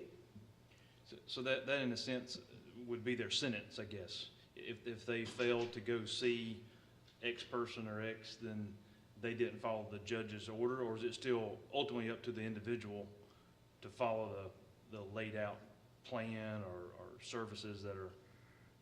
If it's court ordered, then they have to follow based on what the judge says. What we learned in the pilot around that was everybody doesn't qualify for this kind of program. Everybody that the judge sees, even if they fall in one of those groups, may not qualify, may not be referred to this program. Once people are referred to the program, and the judge will offer up, the option is around the program, paying the fine, or going to jail, whatever that option may be, person decides they want to be a part of the program, which gives people that kind of, okay, I have some control, I've decided I want to be in this program, then they have to follow what the judge has put in place. And what happens is people have good intention, but because in many cases it's been difficult for people to understand how to navigate from one program to another, go across town for this one, that one, the other, they end up getting stalled or they just drop out. This allows some support in helping them to navigate and hold them accountable. One of the critical things that we learned in the pilot that we have to build as a part of this is we had a section called accountability coaches. So there were community volunteers who work with individuals to basically just help them learn how to navigate a system, to encourage them around, don't give up, keep going. So we will have to continue to build that accountability coach component in our community. So the kinds of things that Commissioner Fletcher was talking about, we're saying, how can we help? A big piece in terms of the community will be about getting community people to be involved as accountability coaches to help people do what they need to do. Okay. All right. That's it. Thank you. Commissioner Langstaff. No question. Commissioner Young. Sir, thank you so much for the work you've done on this program. I think just if I could kind of summarize, I guess, just for the people who are watching. So basically, we're going to have a social services arm to the court instead of a probation arm to the court, because it sounds like once folks get sentenced, because we have what we call being on papers here in Albany. A lot of folks go to court for whatever reason, they get on papers, they go to a probation officer, or the judge assigns them to do something, take a class, this, that, and the other, and they don't follow through with it, so they get more fines. They may even go back to jail, and then their life starts to kind of spiral. I've had many young men I've come in contact with who follow that same path. There was one in particular. I said to him, I said, okay, and I think his grandmother was going to pay his fines. I said, that's what you want to do so you can get off those papers, because if you stay going to a probation, you're going to slip. You're going to do something that's going to get you kind of more entrapped into the criminal justice system, and that's exactly what happened to him. But I appreciate what this program will do, because it will help these individuals, get back on the right track, stay on the right track, somebody sticking with them so they can navigate themselves out of this trouble and onto a successful track and back into a regular routine. One of the things that I look forward to in my ward is the stability back into the community, because that's what we're really aiming for. Before we can talk about all of the things that we want to do in the 40,000-foot view of things. We want economic development, we want new jobs in industry, but we have to really right now stabilize our community. We have so many things going on in terms of crime and gang participation, those type things. But a program like this can really reach those individuals to help stabilize our community once they get somebody who has a safety net and can guide them back. So what I would ask you is, who are these individuals who will be these coaches? Will that be something you will be partnering folks with, or those the ones who you will be hiring through the grant? And I see the piece where you're going to use the database system to kind of keep up with them. Will they be reporting to these individuals, kind of like, they report to a probation officer? Is that kind of the model? No, sir. The accountability coaches is a volunteer leg that has to continue to be developed. We developed it or started testing it in the Albany Works pilot. And we train volunteers who actually work with, again, they weren't probation officers, they were that coach, that additional person that kind of helped people, did help people navigate the system. If the judge ordered that they needed to do certain kinds of things, or go get registered to go to class or whatever, and they didn't understand how to do it, they had a coach that would check with them around how is that, meeting with them at least once a week, around how are they doing against the plan that they had put in place, making sure, did you schedule it? Did you make the appointment? Did you keep the appointment? That kind of thing as a coach, accountability coach, not a parole officer. Now, the thing that I want to make sure that the commission recognizes is this a 2-year planning implementation. It's not a 2-year, we're going to have everything perfect. Like you said, it's more, it's not just overnight. We're talking about situations where people have been dealing with stuff over generations. And so it's a long haul.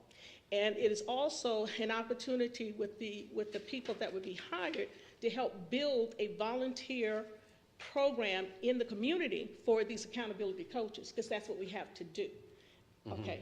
And so that's the second piece of it. The third piece is coming off of the pilot. We started that pilot for a year. That pilot, we started with 100 people that the judge referred into. And that pilot, at the end of that pilot, we had, out of that 100, we only had 5 or 6 that actually completed the whole thing.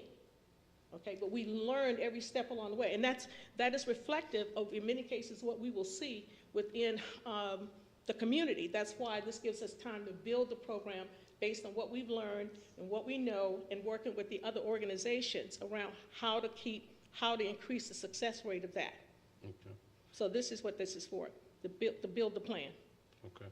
And one more question, is there any matching funds required for this grant? There are no matching funds required, but we did have to do an in-kind. So it was a 25% in-kind, and what that represented, what we used for that was percentages of the time of people in the court, the judge's time, the people that are on the committees, my time, whoever like that. That's how we built the 25%. Okay, all right. That's it. Thank you, Mr. Pat.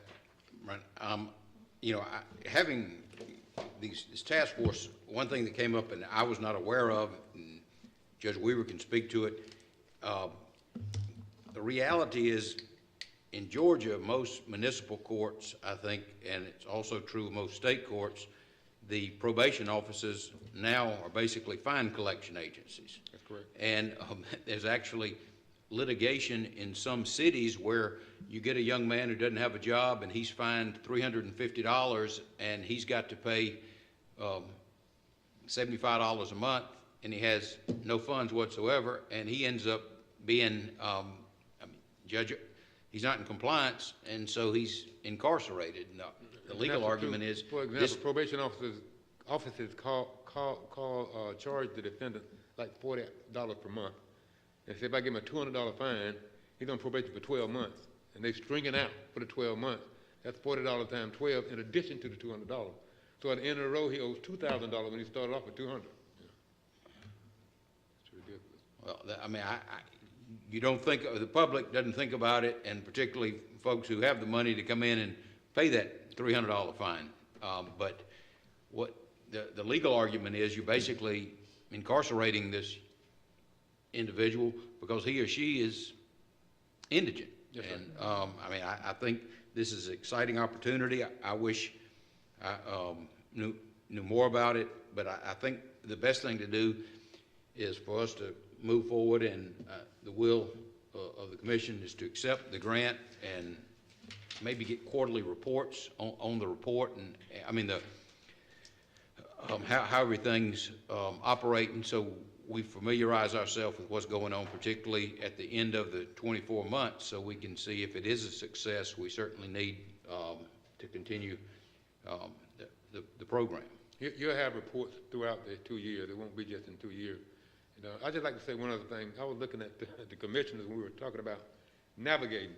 Part of my learning was I'm sitting up there and I tell someone simply, you're ordered to go get your GED. They come back 3 months later and say they didn't do it. I said, I told you to go to Albany Tech. This young man told me he went to Albany Tech. There were 7 or 8 buildings on the front row. He had no clue which building to go into to sign up. So why didn't you call? I didn't have a cell phone. So like we would understand right where we are today in life. we can figure out which one of those 7 buildings you go into to register. Most people that we're talking about, they can't even do that. So they come back, and I'm threatening to put them in jail because they didn't go. When I listened to them, I learned that they need somebody to help them and walk them through it.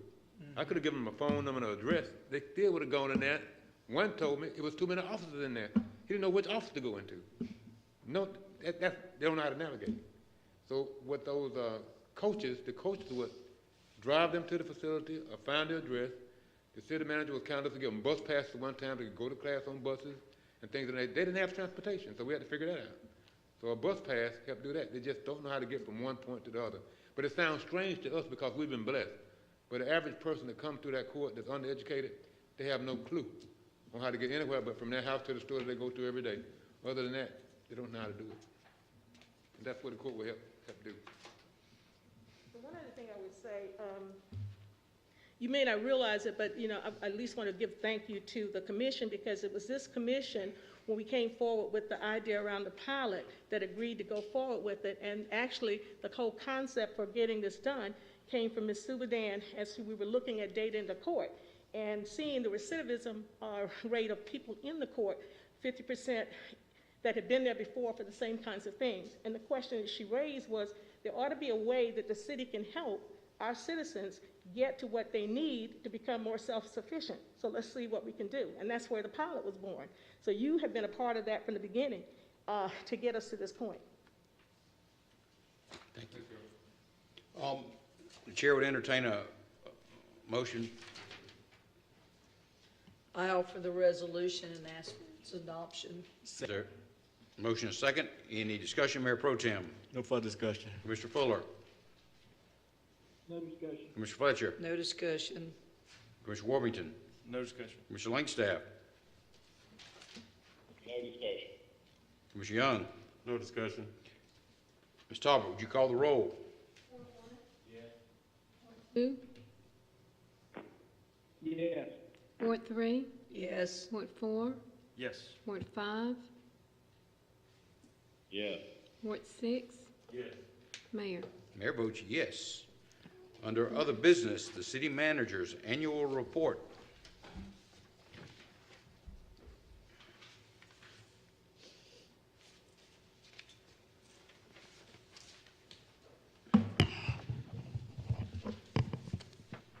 Good evening again. I know it's been a long evening, so I'll try to go through this quickly.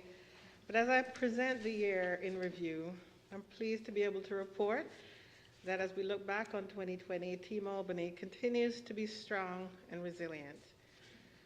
2020 will go down in history as one of the most challenging of our lifetime. Who would have known in January that we would be regularly using words like coronavirus and COVID-19 and antibody testing and social distancing? We had no clue what the CARES Act was going to bring or what it would be, or even the fact that we would be standing here masked up. We have a team that has continued to work for the people even through these most challenging times. And so I want to take a few minutes to highlight some of our collective accomplishments that we, both yourselves and staff, have accomplished together.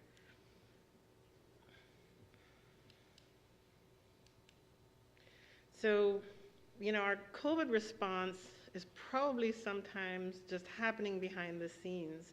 And what you probably don't know is back in February, we did, as an executive staff, a tabletop exercise, and the title of it was, "What if COVID-19 came to Albany?" And we walked through how we would remote work and how we would use our digitized platforms in order to be able to continue city operations, things that we really have been working on for a period of time, but we never really actually thought it would happen. So some of that work helped us to be prepared, but not nearly as we had no idea what was coming our way. Since then, there have been 48 press conferences, 73 COVID task force meetings, and hundreds of Zoom meetings, both public and private, and many of us of staff are on weekly calls, weekly meetings with our state partners, with GMA, with several others, trying to gather information in order to help our community. You also may not be aware that we have a consolidated testing reporting that we have been doing for our community in order for our decision makers to have the data to make real-time decisions. As of this last reporting period, 65,229 tests have been collated, 7,037 positive. You may also remember that Mask Up Albany has received more than 200,000 masks that we have either sourced or have been donated to us, and we have pushed a large majority of that out into our community free of cost to our citizens.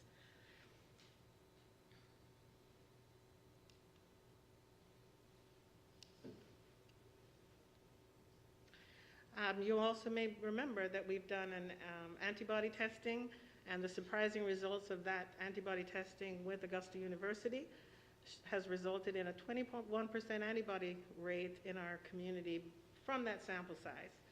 We also have been doing bi-weekly testing of our wastewater in order to determine if there's traces of COVID-19 in our wastewater, and we've seen when the test results are high in our community, that number spikes, and then we see it drop and become a low. Again, one more way that we've just tried to get information into the hands of our decision makers for the purpose of how to lead our community through this pandemic. In terms of community resources, we did the small business relief program, the utility relief program to businesses. We've also committed of our CDBG dollars, $526,000 in funding through United Way for eviction prevention. Some of that is going to be happening in January. A large part of that, almost $300,000 happening in January, because as the eviction moratorium comes to an end, we know there's going to be probably several thousand people who could be facing eviction. Additionally, we committed $200,000 in utility assistance from Albany Utilities. So rolling from COVID into some of our police advancements, and as a reminder, just these are all meant to help you to remember kind of where we've been, how we've walked, what we've done in the last 12 months. We approved the integrated video system. The second CALIA certification happened, which means the department has now been certified 3 times through CALIA. We've hired almost 50 new officers, and that doesn't include CSOs, that's just sworn police officers. I feel like the chief and the department have continued to build the credibility of the department with the community and successfully handled some of the Black Lives Matter protests that happened in our community. Additionally, the school zone enforcement cameras was approved, and LPRs, and we've moved towards ticketing, electronic ticketing in our police cars. Project Safe Neighborhoods in Albany is a collaborative partnership with our state and federal entities, specifically around repeat offenders with outstanding warrants. And as you see here, we continue to have several strong partnerships throughout Southwest Georgia with our federal and state partners in order to help to address crime.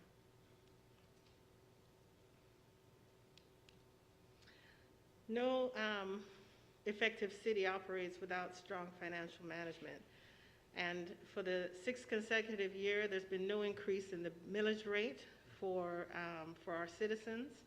The budget was adopted with a 6% increase for sworn officers, a 2.3% cost of living for rank and file employees, and no significant changes in utility rates.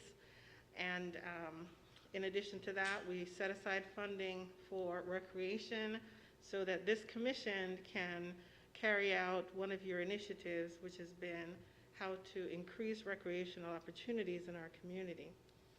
This has also been another landmark year for grants. A total of $35,692,847 in federal, state, and other grants. Non-CARES Act grants are $10.249 million. And of course, as you know, we don't get this cash in our pocket. This is all on a reimbursement basis. But this has allowed us to significantly leverage our local dollars, because on average, 10 to 20% of that is a local match. For CARES Act, which is $25 million, these are non-match grants. Again, they are on a reimbursement basis. Nobody cut us a check or sent me a direct deposit. These are all reimbursements as the funding is spent.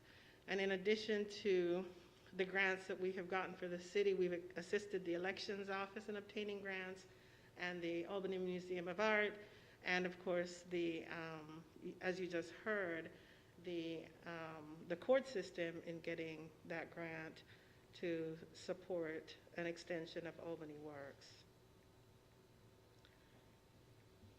Clean energy, something close, near and dear to me and to the mayor. One of the things we have in common is that we have retired all of our diesel buses from the fleet, and we are 100% CNG now. All 21 of our buses and our diesel buses have been retired, and the first 11 hybrid public safety vehicles have been received and will hit the streets in January. And we've received the equipment for our electric vehicle charging station, and we expect implementation in January. Sewer stormwater. Some of you were around when we started the East and West Side Interceptor. We are in the final completion stages of this $15 million project, which has been funded through GFA at 0.6% interest to be paid for with SPLOST proceeds. That's how we're paying the debt service on this project. We've renewed our permit with the EPD with a mandate to reduce our CSO. We've presented to this board a plan on how to do that. A review of that plan is in process even as we speak, and we expect to bring that to you in first quarter of January of 2021. And the first EPD mandate, which is for flow monitoring, is actually already underway, and it has a deadline of December 31st to have that monitoring in place. In capital infrastructure, we have $129 million worth of capital infrastructure projects in some stage of completion. These projects continue to allow us to move the city forward. And so I just want to thank you for continuing to support staff as we move our community forward with all of these projects that ultimately will benefit our citizens and our employees. The Census 2020 campaign was successful. Of course, during COVID, we had many challenges, but I do feel very strongly that our staff, especially led by Paul Forgy and the team in planning and the rest of the Complete Count Committee, did an exceptional job with the census. And that was on the top of everybody else's workload. I really feel like good work was done prioritizing the census. The Driscoll Carver Park study is in the final stages and will be brought to you in January for your comments, and it will be pushed out to the community for their comments as well. This board allocated $1 million for blight removal and blight eradication, and we're expecting by January about half of that to be completely spent, and we will have a plan for the remainder of the year. And as you voted on earlier, thank you for your support, the grocery store is continuing to move forward. Operation Clean Sweep is something that we have kicked off in Ward 6, and it will go to every ward. You see here some of the statistics of what we have been able to do in going out in mass, in groups, to descend essentially in one day in a neighborhood and do what I call spring cleaning. It's not your regular everyday maintenance. This is everybody descending. We've done tremendous work, very well received by our community. This is only these statistics only represent 2 of the 4 occasions that we do in each ward. After we do the final clean sweep in Ward 6 this week, we'll be heading to East Albany, and Mayor Pro Tem Howard has already identified the 4 zones that he'd like us to focus on. And then, of course, the creation of the task force initiatives at the retreat. 6 task force initiatives. We've all been very busy engaging with this, working with you, trying to help to ensure that the vision that you casted at the retreat becomes reality and ends up in delivering results. And as we get to the end of the year, the heart of any organization is its people. And we've suffered losses this year, personally, professionally. So many of our staff members have lost parents and siblings, loved ones during this pandemic. But Team Albany has continued to serve and protect, and I cannot say enough about the hard and exemplary work of our team that consistently delivers results. These results have set a standard of excellence that we continue to improve on year over year. And none of this would be possible without your support, allowing us to move Albany forward. Leadership requires that we plan for the future, engage and invest in others, transform ourselves and our organization, deliver results, embrace our values, and build relationships. And as I conclude, I also, even though I spoke to it earlier, I can't say enough about Stephen Collier as he celebrates his last board meeting with us after 38 years. And I thank you for the opportunity to serve, and I'm subject to your questions. Thank you, Ms. Subadam. Any questions from Mayor Pro Tem for the city manager? Plan, Ms. Superdan. Thank you. Commissioner Fuller? No questions. Thank you for the presentation. Commissioner Fletcher? Just thank you, Ms. City Manager, and all of the department heads, and all of y'all have a very Merry Christmas and Happy New Year. And again, thank you for all that every one of y'all are doing and will continue to do. Thank you. Commissioner Warmington? That makes me tired just listening to the presentation.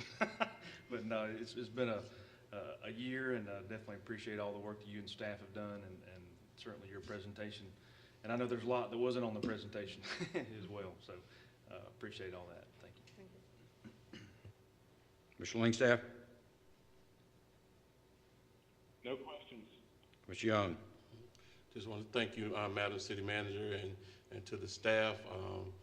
You all continue to do good work and great work. I really appreciate, I guess, the growth that we've had, and especially in this challenging year. This has been one for the books, and I don't think we could have come out the way we have without your professionalism and your expertise at your jobs. And I look forward to seeing more in the future. Thank you. Thank you for the presentation, Superdan. Before I open up the floor, I do want to say that I was asked to come down to the Christmas lighting, and the 3 employees who died of COVID this year, their families were recognized, and it was really a moving occasion. I'm somewhat feel guilty, you know, that when people die, it has an effect on us if it's a friend, but these are families, and they're dealing with this every day. And a couple of the widows handed them a plaque, and they just broke down. And I just think this is a time we need to reflect on this year and what we have lost and the sacrifices this community has made, because, like I said, I've been through the thick of it, but when you come face to face with people who have experienced a loss in their immediate family, and this city as an organization have lost these valued employees. I just want to mention that before we go any further. Thank you, Ms. Subadam. Under other business, Mayor Pro Tem wanted to make a comment.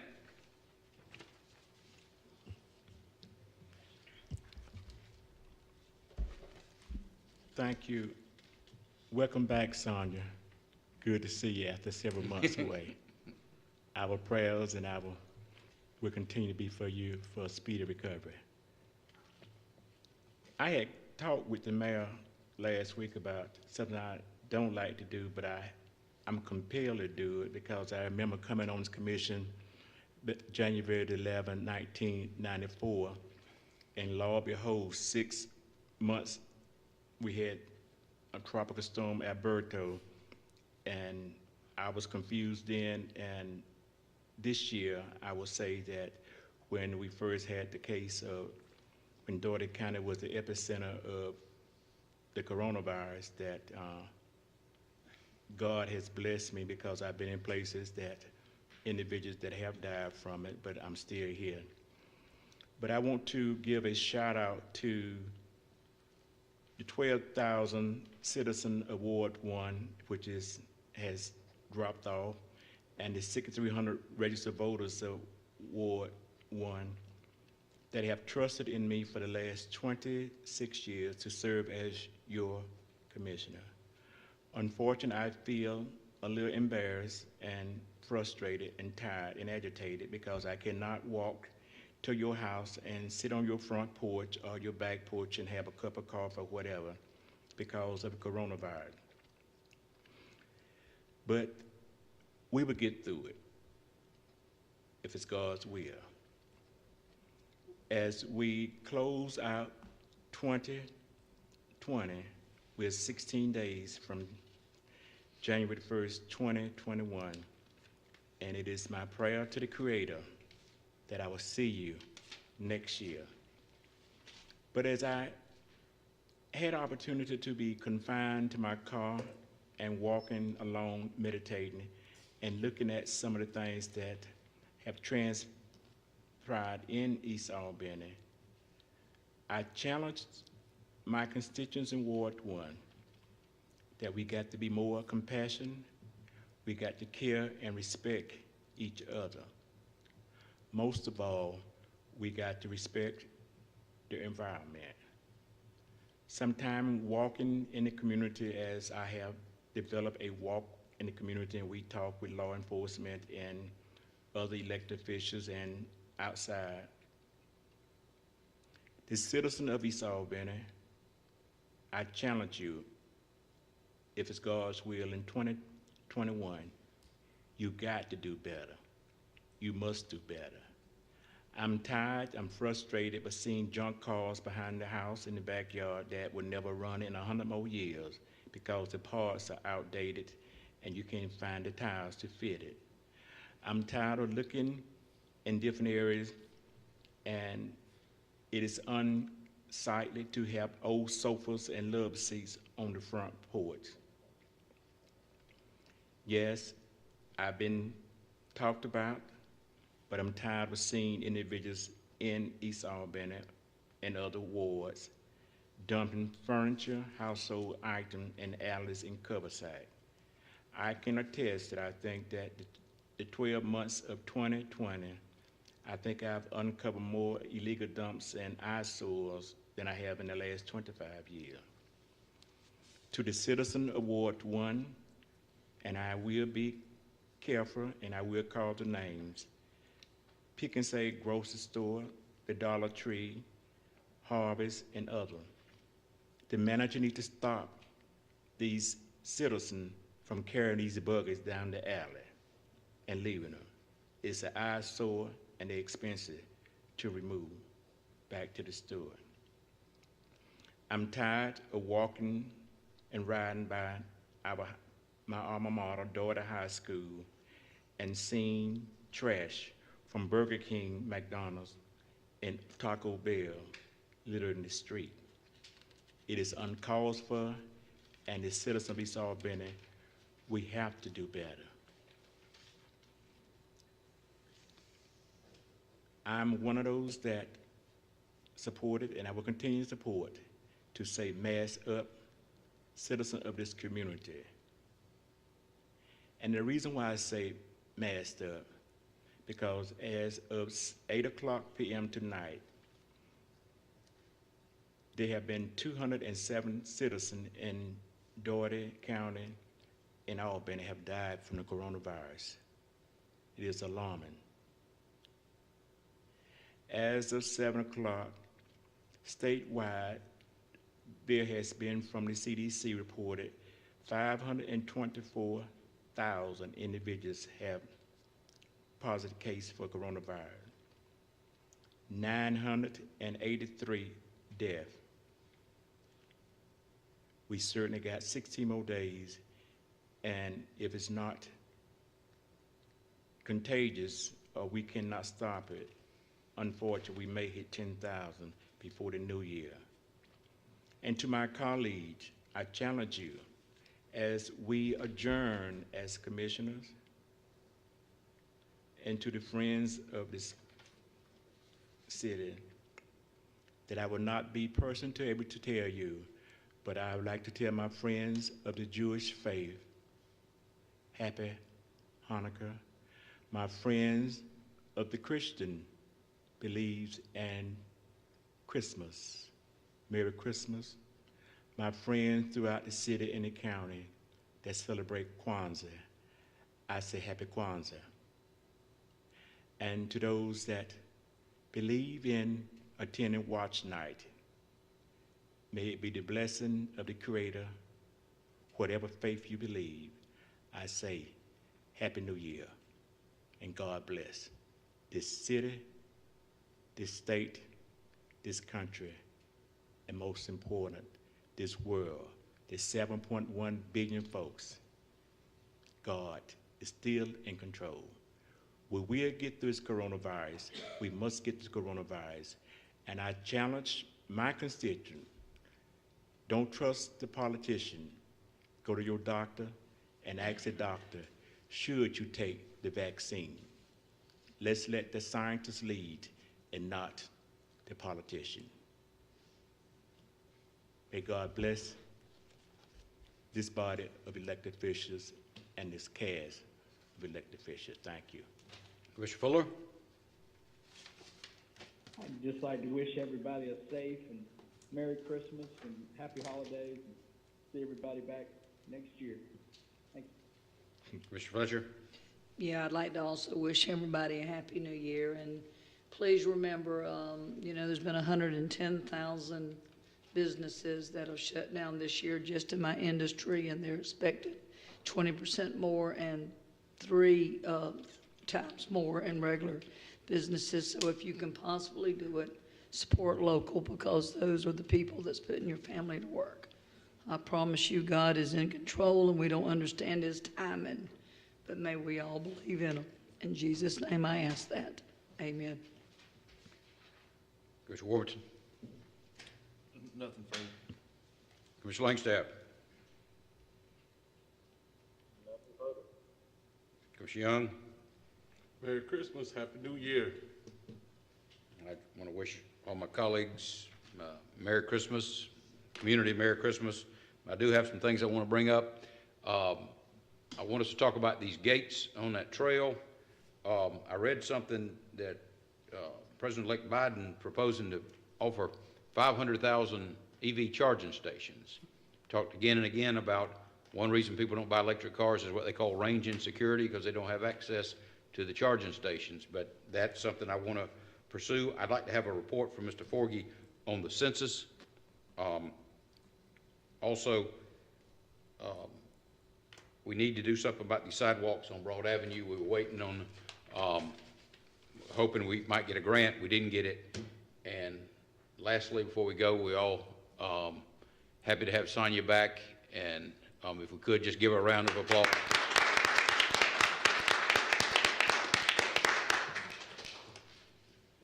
But with that, we stand adjourned. Oof.